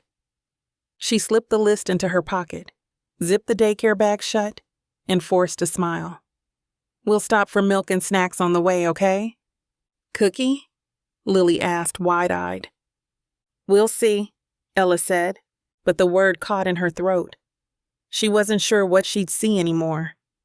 The stroller wheels rattled against the uneven sidewalk, the sound echoing between the brick walls of the narrow street. Afternoon sun had slipped low, turning the glass windows of the row houses into sheets of glare.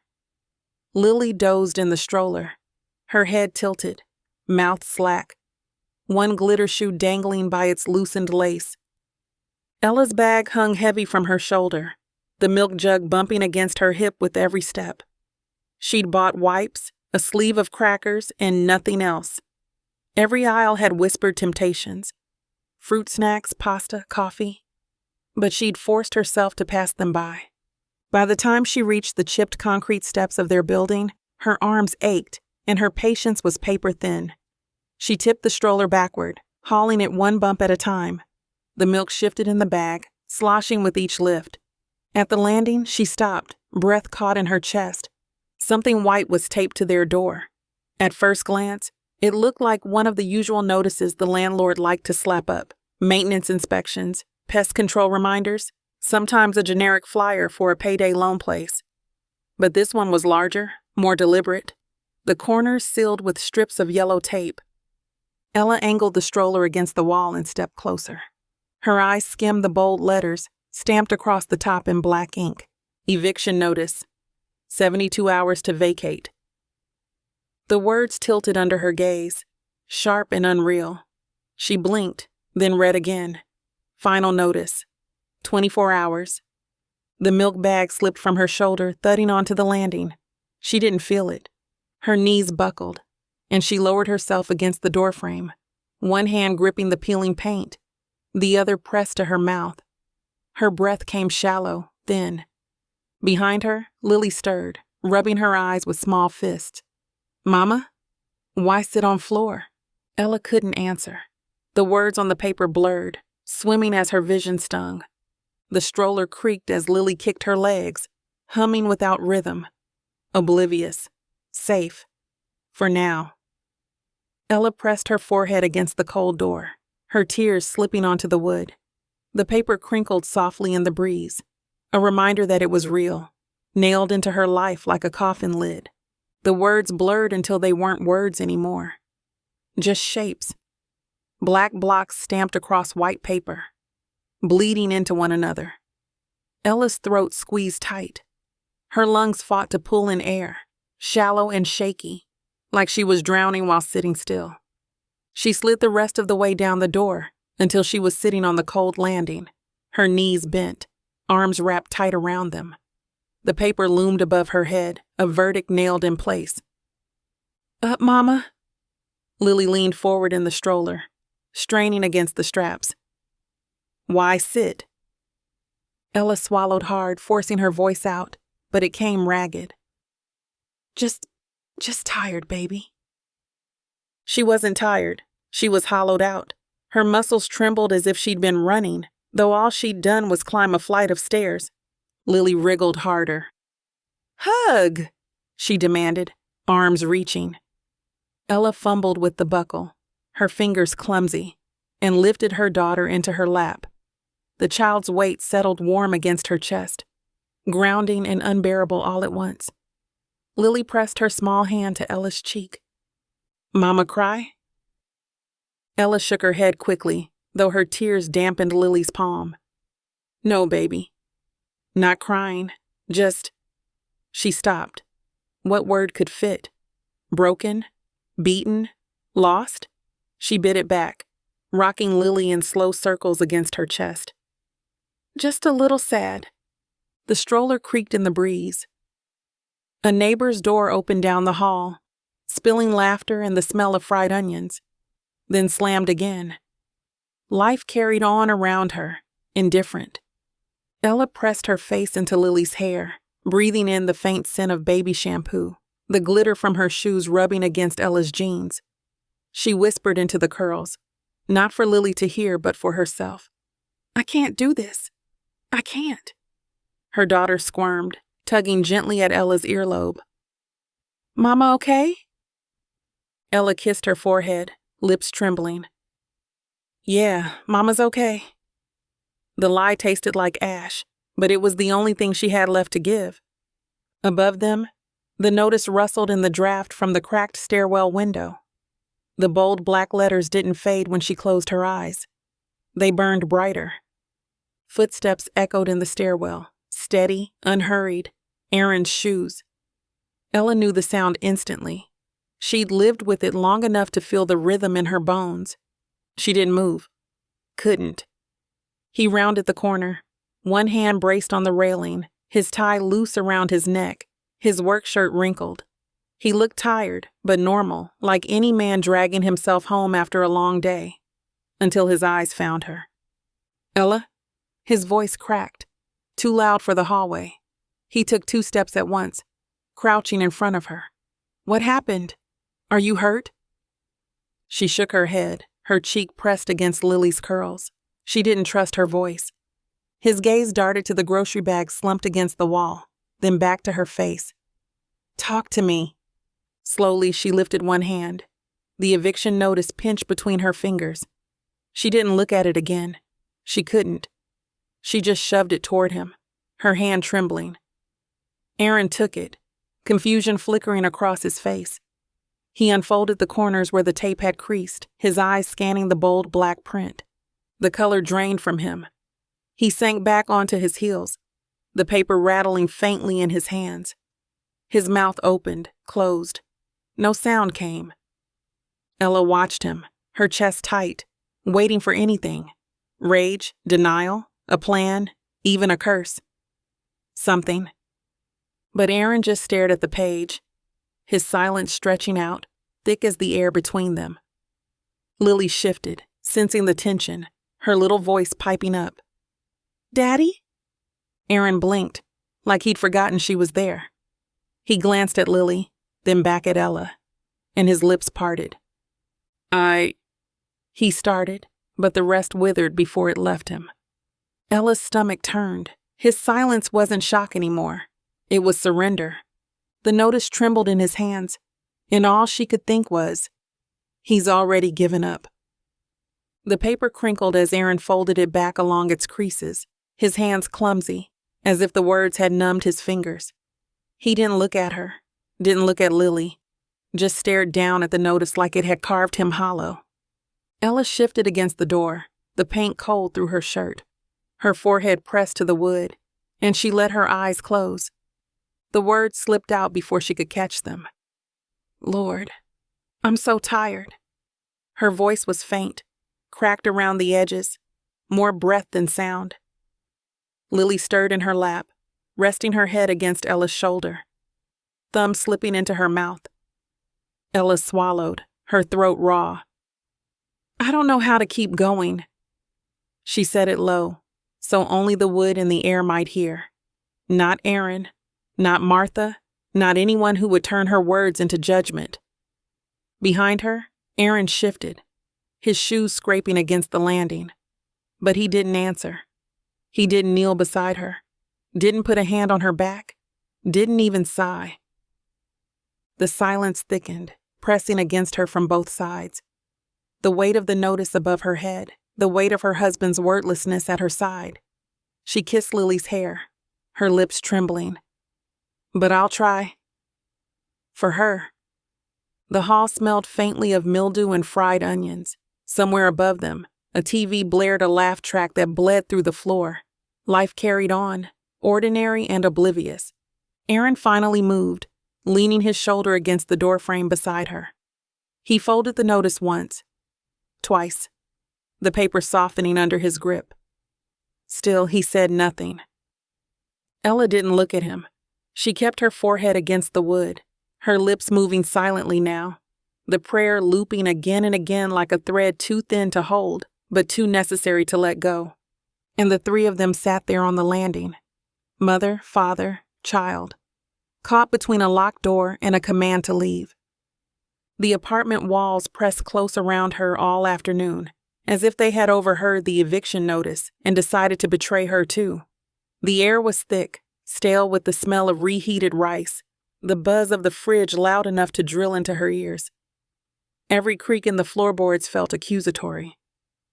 By the time the sun began to dip low, streaking the blinds with gold, Ella couldn't bear it anymore. "Come on, baby," she whispered, lifting Lily into the stroller.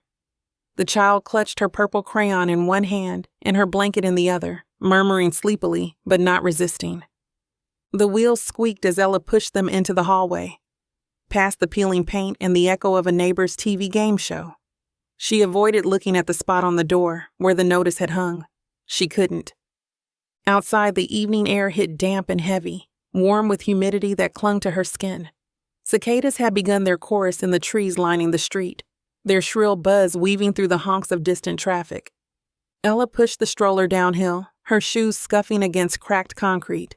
The city was shifting from workday noise to evening quiet, shops pulling down metal grates, couples spilling out of restaurants, a man walking his dog tugging at the leash.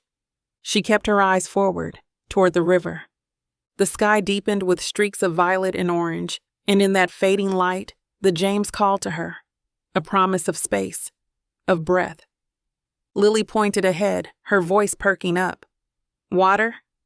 "Yes, baby," Ella said softly, her chest tightening. "We're going to see the water." Her steps slowed as the sound of the river reached her ears. A low, steady rush, different from the restless noise of the city. The stroller bumped along the cobblestones near the overlook, the wheels squealing in protest, but Ella kept pushing until the iron railing rose up before them, the expanse of water stretching wide beyond it. She exhaled, the breath long, shaky, as though she hadn't realized she'd been holding it all day. The overlook was nearly empty.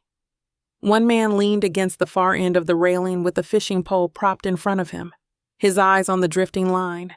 A couple strolled past with paper cups of coffee, their laughter carried away by the wind. Otherwise, it was just Ella, Lily, and the river. The iron railing was warm beneath her palms when she leaned into it, the heat of the day still clinging to the metal. She let the stroller sit behind her, angled so Lily could see the view. The child pressed her crayon against the paper menu she had smuggled from the bistro, scribbling circles while humming. Below, the James stretched wide, its surface mottled with light. The sun was sinking fast, painting the water in streaks of pink and bronze. Logs drifted lazily, caught in the current. Somewhere upriver, a bird skimmed the surface, its reflection rippling in two directions at once.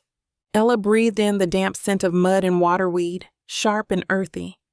It clung to her nose, heavier than the stale air of the apartment, but not suffocating.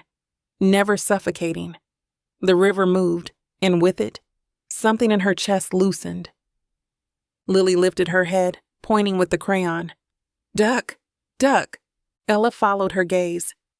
A pair of mallards glided near the bank, their heads dipping, tails flashing skyward. She smiled faintly, the gesture almost foreign on her face after the day's wait. "Yes, baby. Ducks." "Quack, quack," Lily added, then went back to her drawing, pressing the crayon so hard the paper tore. Ella let her eyes travel past the ducks, across the water, to the far bank where trees gathered in a dark fringe. The city noise dulled here, replaced by the river's endless rush. It sounded ancient, steady, indifferent to her crisis. Evictions, bills, Martha's voice, all of it meaningless to the current. She closed her eyes, the breeze tugging loose strands of her hair across her face. For a moment she just listened, letting the water's voice press into the silence that had haunted her since morning. Her grip on the railing tightened, not in fear this time, but in something closer to surrender. The sky dimmed into a deeper violet, the sun just a smear of gold retreating behind the buildings. A cooler breeze swept up from the water, carrying with it the scent of silt and rain that hadn't fallen yet. Ella reached into the stroller basket, moving aside the half-empty pack of wipes and the sleeve of crackers. Her fingers brushed the soft, worn leather of her Bible. She lifted it slowly, reverently, as if the weight of the book might balance the weight pressing against her ribs. Lily glanced up from her torn paper. "Book?" "Yes, baby," Ella murmured. She settled back against the railing, holding the Bible close. "Mama's book." She flipped it open to the place where a corner of receipt paper marked her favorite page. The thin pages rustled in the breeze, edges curling, until her eyes landed on the familiar lines. Her lips parted, the words catching in her throat before finally slipping free. "The Lord is my light and my salvation." Her voice was barely above the rush of water, fragile but audible. "Whom shall I fear?" The verse lingered in the air, tangled with the cry of a gull overhead. Ella's thumb traced the margin, where the paper had yellowed, softened from years of use. She drew in a breath and whispered the next line, slower. "The Lord is the strength of my life. Of whom shall I be afraid?" Her chest ached, but the ache felt steadier, less frantic. Lily hummed quietly in the stroller, still scribbling with her crayon, the sound a gentle accompaniment. Ella let it wash over her, the child's small voice blending with scripture, with river, with breeze. She read another line, softer still, her eyes stinging. "Though an host should encamp against me, my heart shall not fear."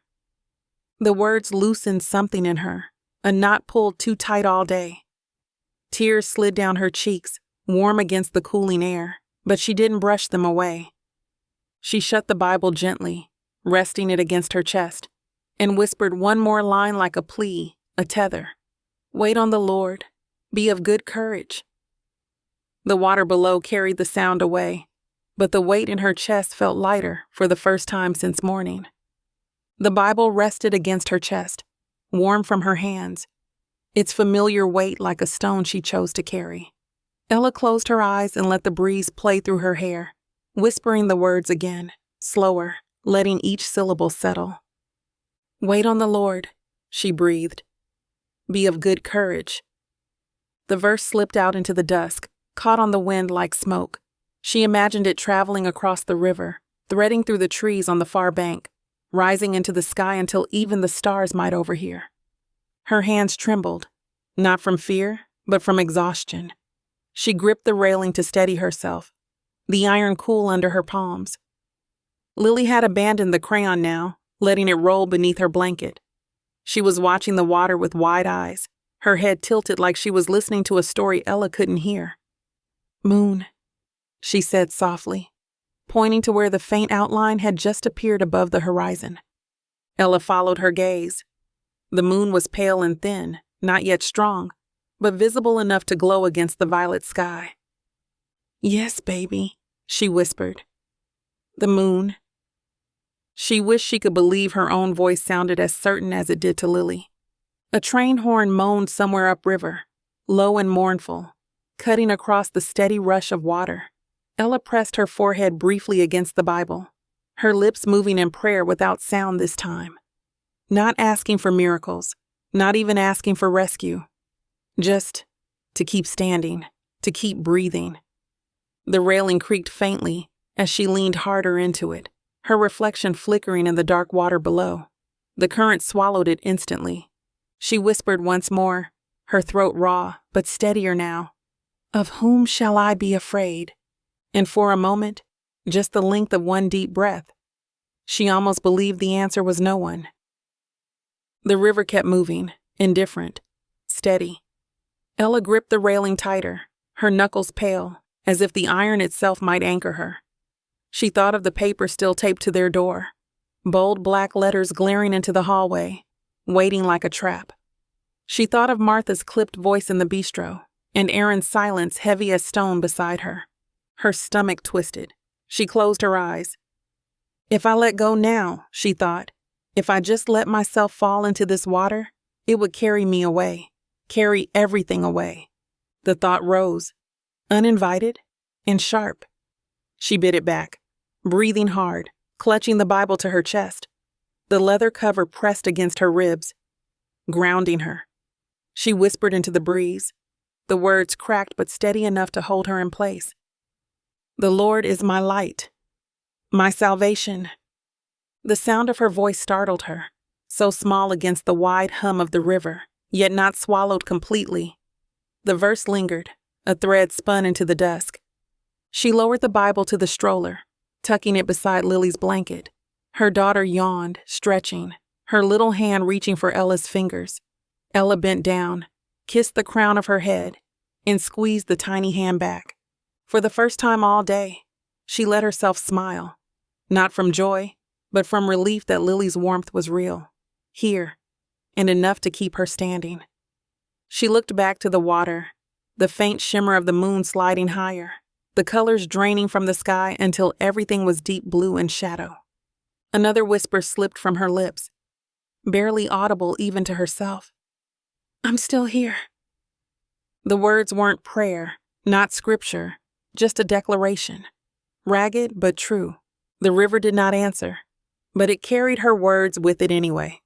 The scrape of shoes on cobblestone reached Ella before she turned. Heavy, dragging steps, the kind that belonged to someone who hadn't decided whether to keep walking or turn back. Aaron. He appeared at the edge of the overlook, his figure blurred by the violet shadows. His tie was gone, shirt untucked, his face gray in the fading light. For a moment he just stood there, hands shoved into his pockets, eyes flicking between the river and the stroller. Ella didn't move. She kept both hands on the railing, her fingers curled tight around the iron. He came closer, each step cautious, as though approaching a wild animal. Finally, he stopped a few feet from her and leaned against the railing too, not close enough for their shoulders to touch, not far enough to be apart. The water below filled the silence between them. Aaron let out a slow breath, one Ella barely heard. He stared at the river, his profile outlined against the rising moon. His mouth moved once, as if testing words, but nothing came out. Ella's chest tightened. She almost wished he would say something careless, even cruel. Anything would be easier to fight against than this hollow stillness. Lily stirred in the stroller, her voice drowsy but cheerful. "Zoom moon." She pointed, her fingers sticky with crayon wax, at the pale circle above them. Aaron smiled faintly at the sound, but the smile didn't reach his eyes. He glanced at Ella, quick, fleeting, then dropped his gaze back to the water. They stood like that for a long while. The three of them, side by side, the current rushing beneath, the sky deepening overhead. Silence held, not quite truce, not quite peace, but something softer than before. The river rushed steady below them, its voice louder than either of theirs. The sky had turned fully to night, the violet fading into indigo, the first stars pinpricking through. The moon hung thin and pale, its reflection trembling across the dark current. Ella kept her hands on the railing, fingers stiff, though the iron had cooled beneath her palms. Aaron stayed beside her, shoulders curved forward, his silence less sharp now. No longer a wall, but a shadow stretched long in the dusk. Behind them, Lily yawned, the crayon dropping from her small hand. She curled against her blanket, murmuring nonsense syllables, then slipped into sleep, her breaths rising and falling with the rhythm of the river. Aaron shifted once, like he might speak, his lips parted, then closed again. Ella didn't turn. She didn't prompt him. She let the silence linger, fragile but unbroken. The overlook stretched wide and empty. The city behind them dimmed to background noise. And still they stood, three figures suspended in the dusk, the current carrying every word they could not say. The knock was sharp, precise.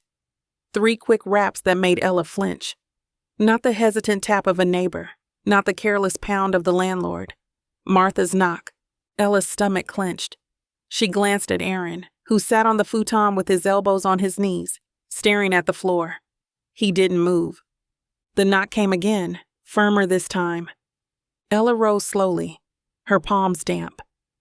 She opened the door just wide enough to confirm what she already knew. Martha stood there, her navy coat buttoned, hair pinned, 2 brown paper bags hooked in the crook of her arms. Her posture was immaculate, her expression brisk and unreadable. "Let me in, Ella," she said, already stepping forward. Ella didn't step aside, but Martha edged past anyway, her shoes clicking against the warped floorboards. She set the bags on the counter with a decisive thud. Apples rolled against the edge of the paper, nearly spilling out. A loaf of bread peeked over the top, along with a carton of eggs and a bag of oranges. The apartment suddenly felt smaller, tighter, crowded not by the groceries, but by her presence. Martha dusted her hands together as if she had completed a task. "I thought I'd save you the trouble of shopping. You've had enough on your plate." Her gaze drifted over the room, sharp and critical. The sagging futon, the stack of unopened bills, Lily's crayons scattered on the floor. Her lips pressed thin, but she said nothing yet. Ella crossed her arms. "We didn't ask for this." "Of course you didn't," Martha replied smoothly, beginning to unpack the bag. "That's the point of family.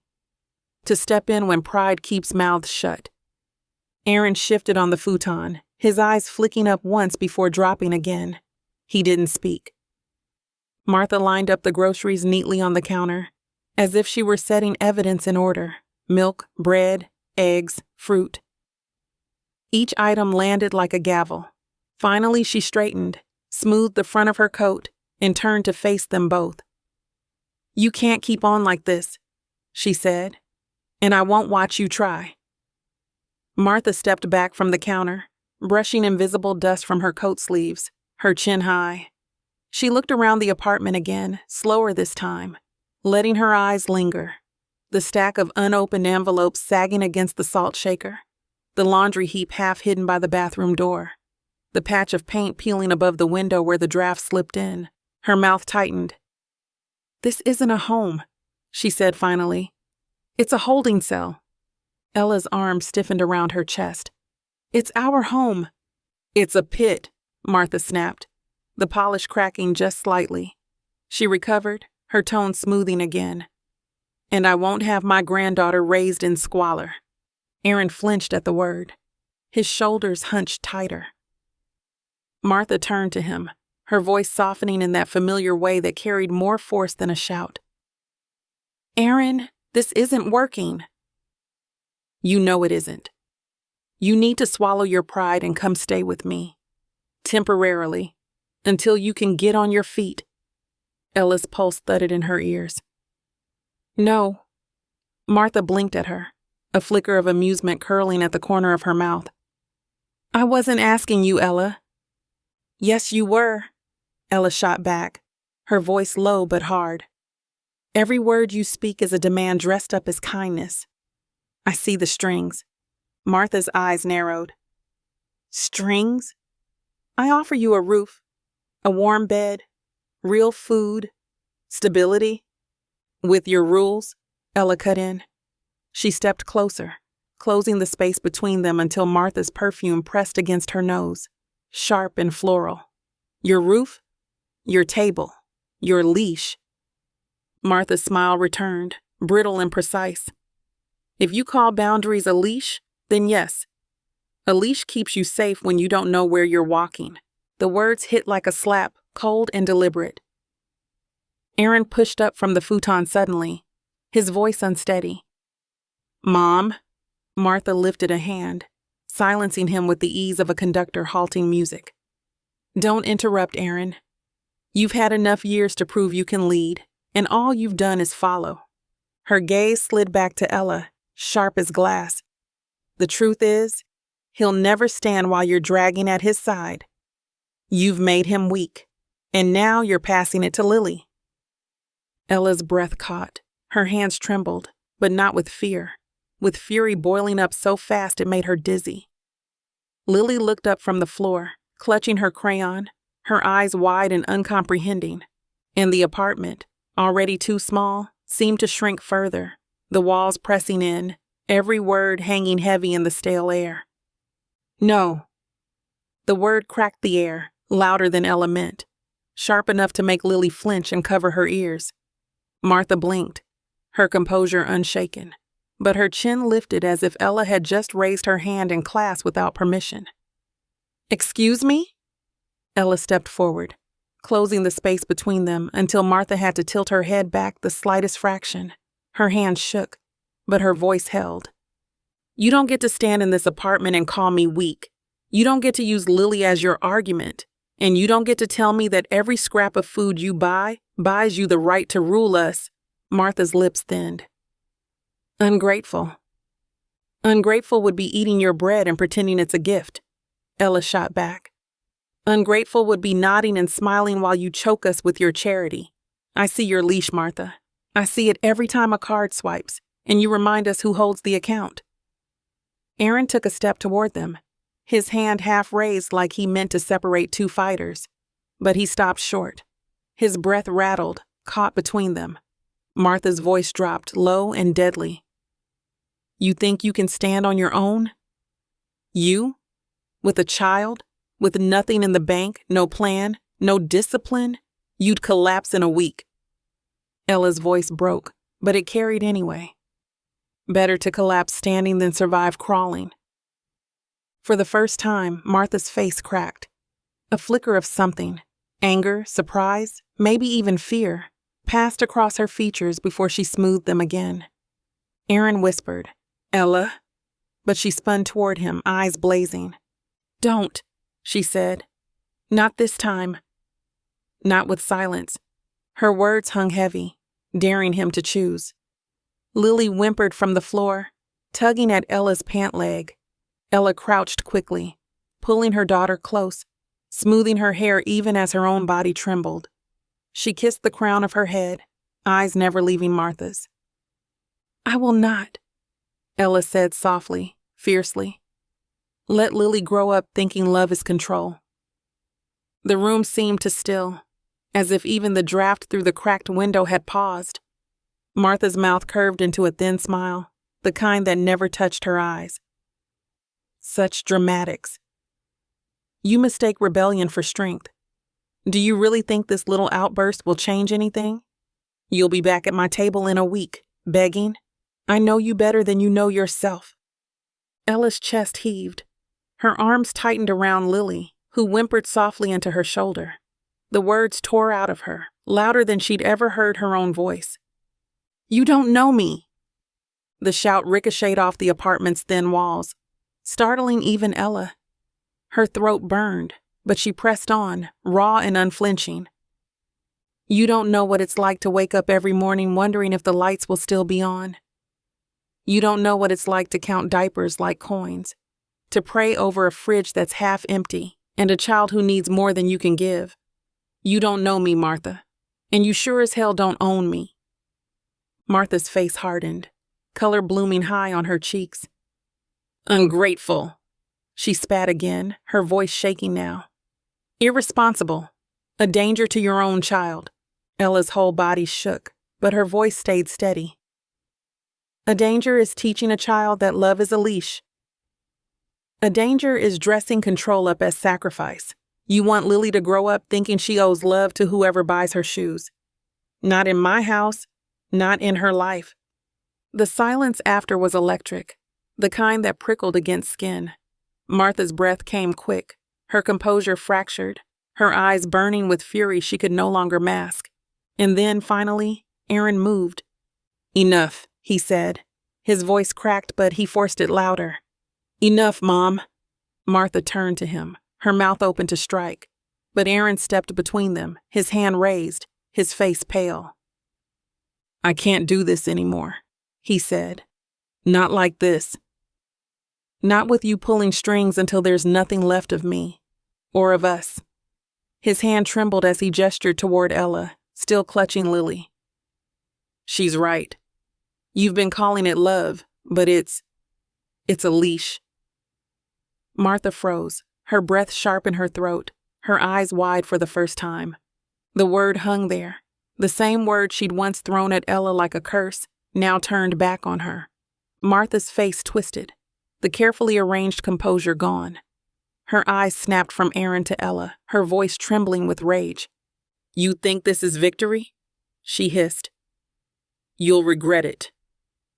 Both of you. And when you come crawling back, don't expect me to open the door. The words landed like a curse, sharp and final. She snatched her coat tighter around her shoulders, grabbed her empty paper bags from the counter, and strode to the door.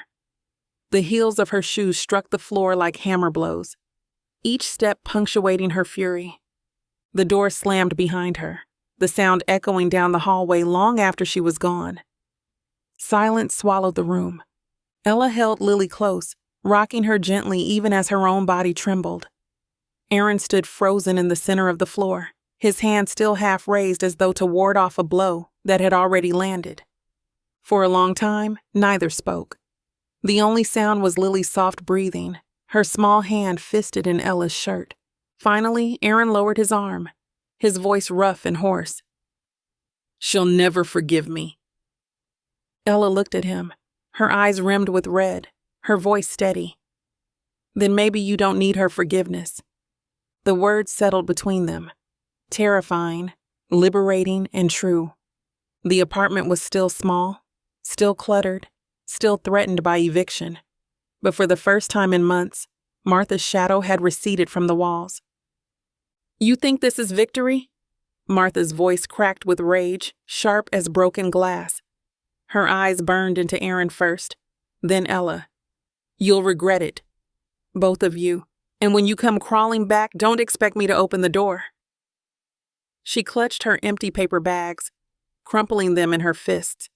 The muscles in her jaw worked, her face blotched with color. For a second, it looked as though she might say more. But she bit down on the words. The silence between her teeth was louder than a scream. Then she moved. Her heels struck the floor in sharp, deliberate beats. Click, click, click, each one louder than the last as she crossed the apartment.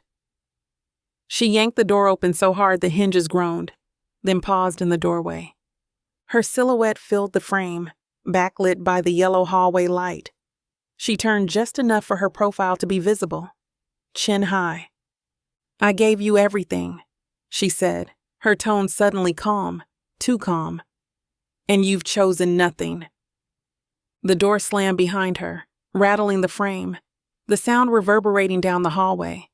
Her footsteps echoed in the corridor, measured, unhurried now, as though she had already claimed victory simply by walking away. The stairwell door creaked open, then banged shut. And then, silence. Ella realized she'd been holding her breath.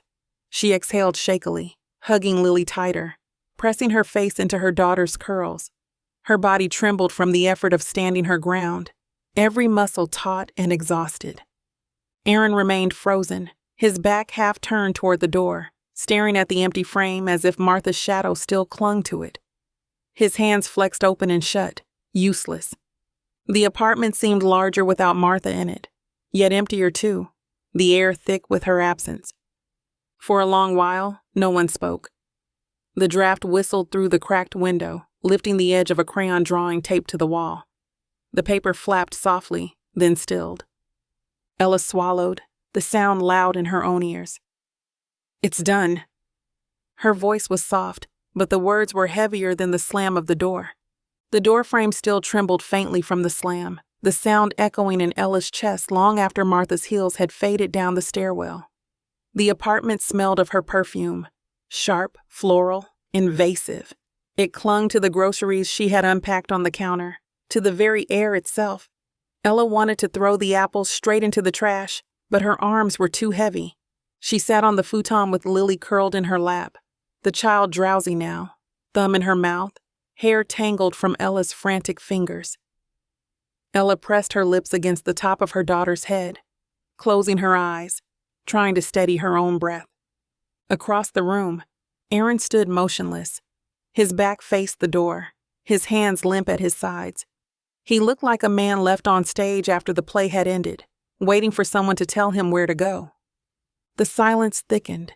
Finally he moved, his voice low and raw. "She won't forgive me." Ella's eyes opened. She looked at him, his silhouette blurred by the dim light from the kitchen bulb. "Then maybe you don't need her forgiveness." The words landed between them. Aaron flinched, as though struck, but he didn't argue. He just sank onto the other end of the futon, elbows on his knees, face buried in his hands. Ella stroked Lily's hair, her own hands trembling. She stared at the groceries Martha had left in neat rows. Bread, milk, eggs. Each one looked like a bar of a cage. She whispered, not to Aaron, not even to herself, but into the heavy air of the apartment. "I won't let her win." Lily stirred, sighing softly, oblivious. Aaron stayed bowed, silent, his breath catching against his palms. And the night stretched before them, long and uncertain, the apartment holding both their exhaustion and something new. Something that might, if they dared, be the first breath of freedom. Morning came too soon. The pale light seeped through the thin curtains, striped with dust, spreading across the apartment like water soaking through cloth. It revealed everything. Crumbs on the table, bills stacked in precarious piles, the groceries Martha had left still sitting in rigid order on the counter. Ella stirred first. Her body ached as though she had fought all night. Lily lay curled against her, thumb in her mouth, her small body warm and heavy. At the other end of the sagging futon, Aaron sat slumped sideways, his head tipped back against the wall, mouth parted, sleep shallow and restless. For a moment, Ella just lay still, her eyes on the ceiling where the paint peeled in curling strips. Her chest felt bruised, heavy with the weight of yesterday. But the silence was different, not sharp, not hostile, just tired. She shifted carefully, brushing a curl from Lily's forehead. The girl stirred but didn't wake, murmuring something incomprehensible. Aaron exhaled in his sleep, his breath rough. Ella studied him across the length of the futon. He looked older in the morning light, the shadows beneath his eyes darker, the lines at his mouth deeper. The thought came unbidden. We're still here. Not safe, not solved, not free, but still here. The light thickened as the sun climbed, turning the gray edges of the curtains into dull gold. Dust motes floated in the shaft of it, moving slowly as if even they were tired. Ella stayed still, her body stiff from the futon's sagging middle. Her arm was pinned beneath Lily, the child's breath warm against her skin. She traced the rhythm of it, steady, unbothered, the sleep of someone who had no knowledge of eviction notices or slammed doors. Her own chest rose and fell too quickly in comparison. The memory of Martha's voice still lingered in her ears. You'll regret it. You'll come crawling back. The venom clung like perfume she couldn't wash off. She turned her head slightly toward Aaron. He had slid down during the night, his legs twisted awkwardly, one arm flung across the blanket, as if he'd tried to reach for something in his sleep and failed. His stubble caught the light, his jaw slack. He didn't look like the man who had stood between her and Martha last night. He didn't look like the boy his mother still tried to scold. He looked lost. Ella's throat tightened. She wanted to be angry still, to keep the heat burning. It was easier than this quiet ache, but her body was too heavy for fury now. Her eyes drifted to the counter. The groceries Martha had lined up in perfect rows were still there. Milk sweating in its carton, bread in its plastic sleeve, apples gleaming red under the morning light. Food they needed, food that came with strings already frayed. Ella's stomach twisted. The sight of them made her want to cry, scream, and laugh bitterly all at once. Instead, she pressed her lips to Lily's hair, breathing in the faint scent of baby shampoo. We're still here, she thought again, this time more like a prayer than an observation. And for the first time in days, the silence around her didn't feel like a trap. It felt like a pause, fragile, dangerous, but theirs. Aaron stirred with a low groan, dragging his hand across his face as though trying to wipe the night away. His eyes blinked open slowly, bloodshot, unfocused. For a moment he just sat there slumped, rubbing the back of his neck. Then his gaze drifted to the door.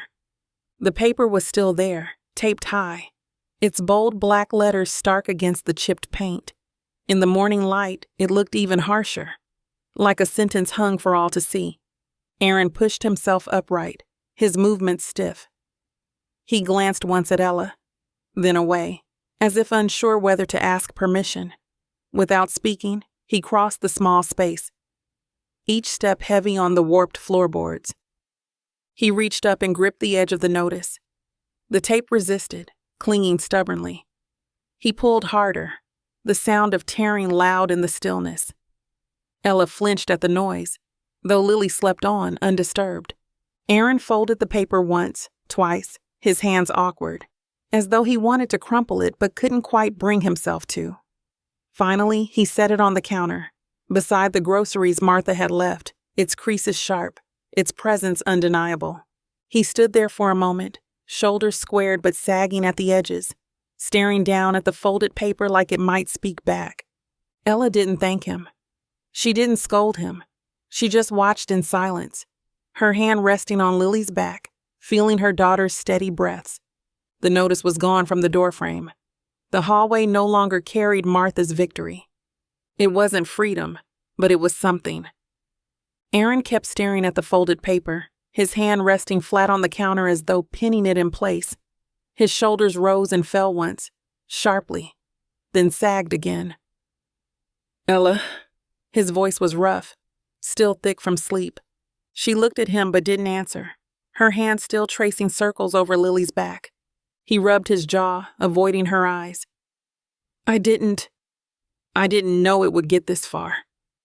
I thought. He broke off, shaking his head.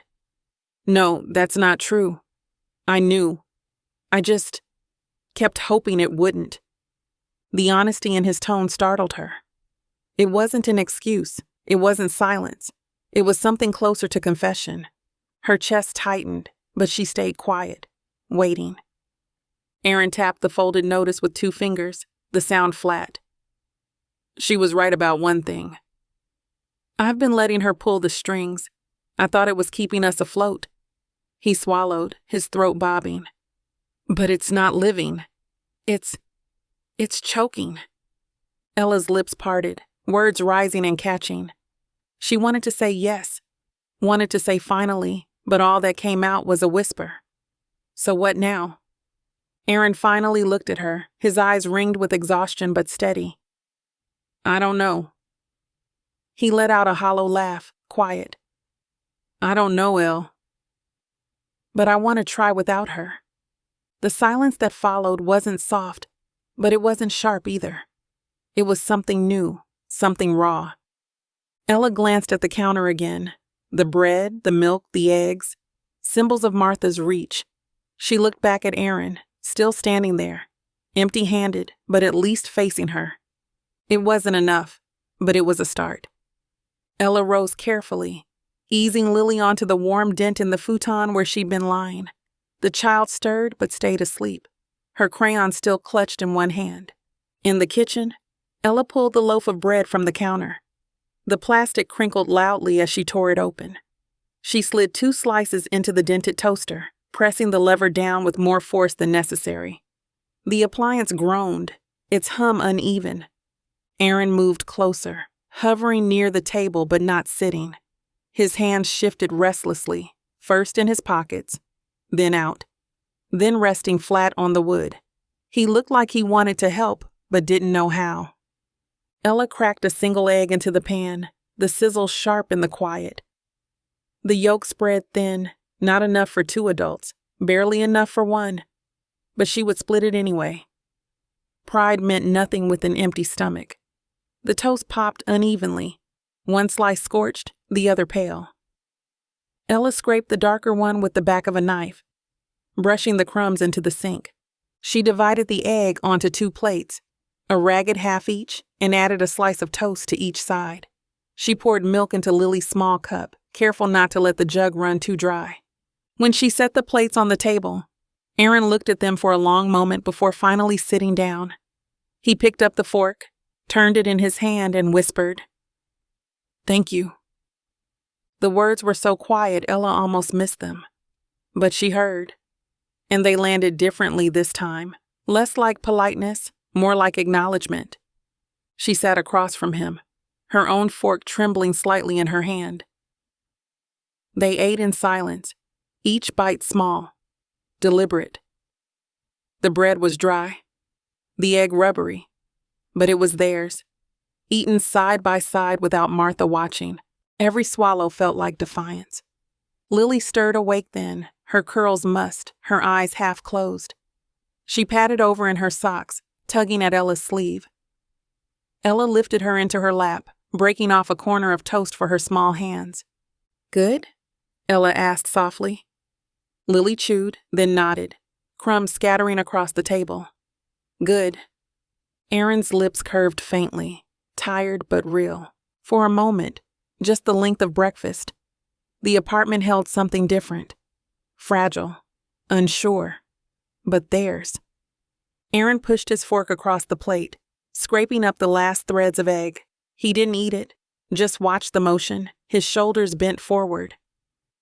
"I don't know what comes next," he said finally. His voice was low, meant for Ella, though Lily sat in her lap swinging her legs. "The bills, the job, I can't stretch it anymore. I thought I could, but..." He shook his head, the words fraying. "I don't have a plan." Ella's chest tightened. She had been waiting to hear him say it aloud, yet hearing it still hollowed her out. Aaron looked up at her then, his eyes red-rimmed but steady. "What I do know is I don't want her hand in it anymore." His gaze flicked to the groceries still lined neatly on the counter. Not her money, not her roof, not her leash. The word carried weight, heavier than when Ella had spoken it the night before. He said it with shame, but also something else. Resolve.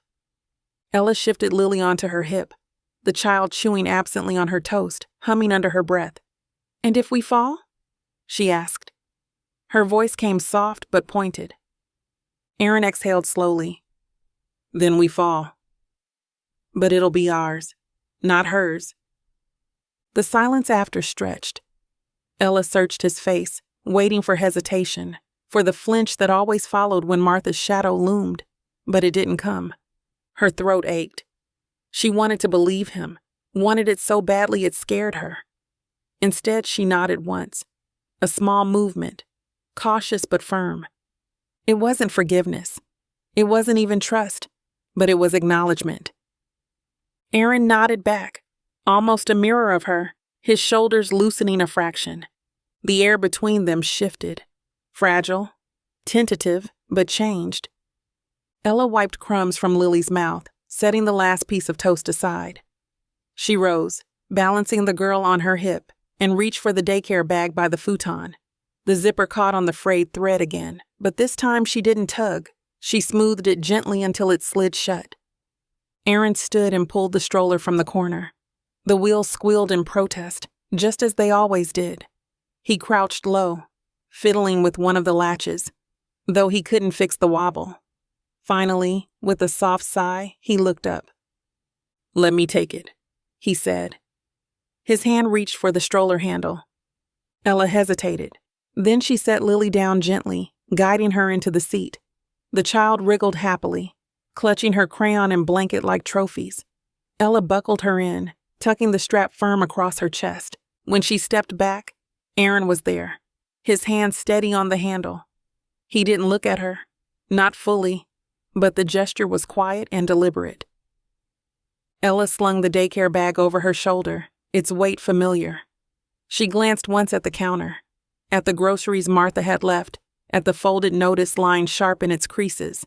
Then she turned away. Aaron opened the door. Sunlight spilled in, warmer than the dim apartment air, carrying the hum of traffic and the faint scent of cut grass from somewhere down the block. Together, they stepped out. The stroller wheels squeaked against the concrete. The sound uneven, ordinary, imperfect. Lily babbled at the sky, pointing with her crayon at the morning light. Aaron walked at Ella's side, his hand firm on the stroller, hers brushing the strap of the bag. The street ahead was cracked, uncertain, but it was theirs, and they moved forward. 2 days later, another knock sounded at the door, sharp, measured, the same rhythm that had once turned Ella's stomach. Aaron froze halfway through tying Lily's shoelaces. Ella stood at the counter, her hand resting on the folded eviction notice. She didn't move at first. The knock came again.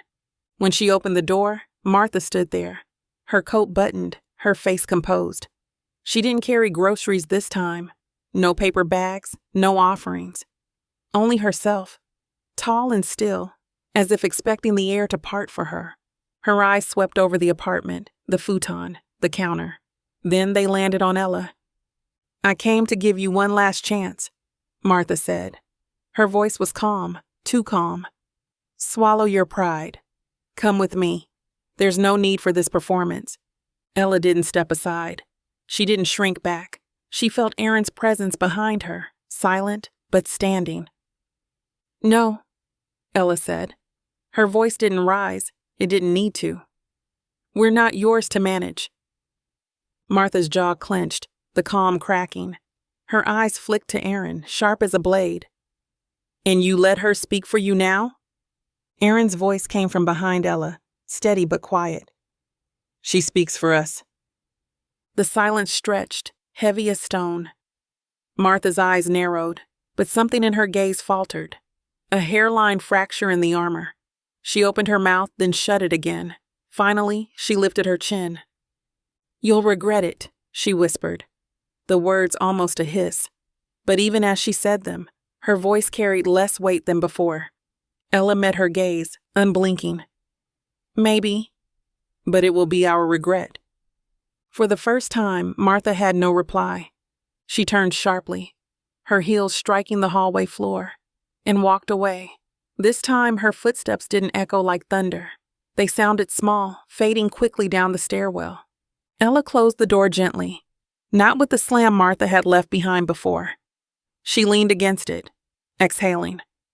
The apartment was still fragile, still cracked, but it was theirs. That night, when Ella read Psalm 27 again, her voice was steady. And for the first time, Martha's shadow no longer pressed against the words. If you enjoyed this content, please be sure to like and subscribe for more.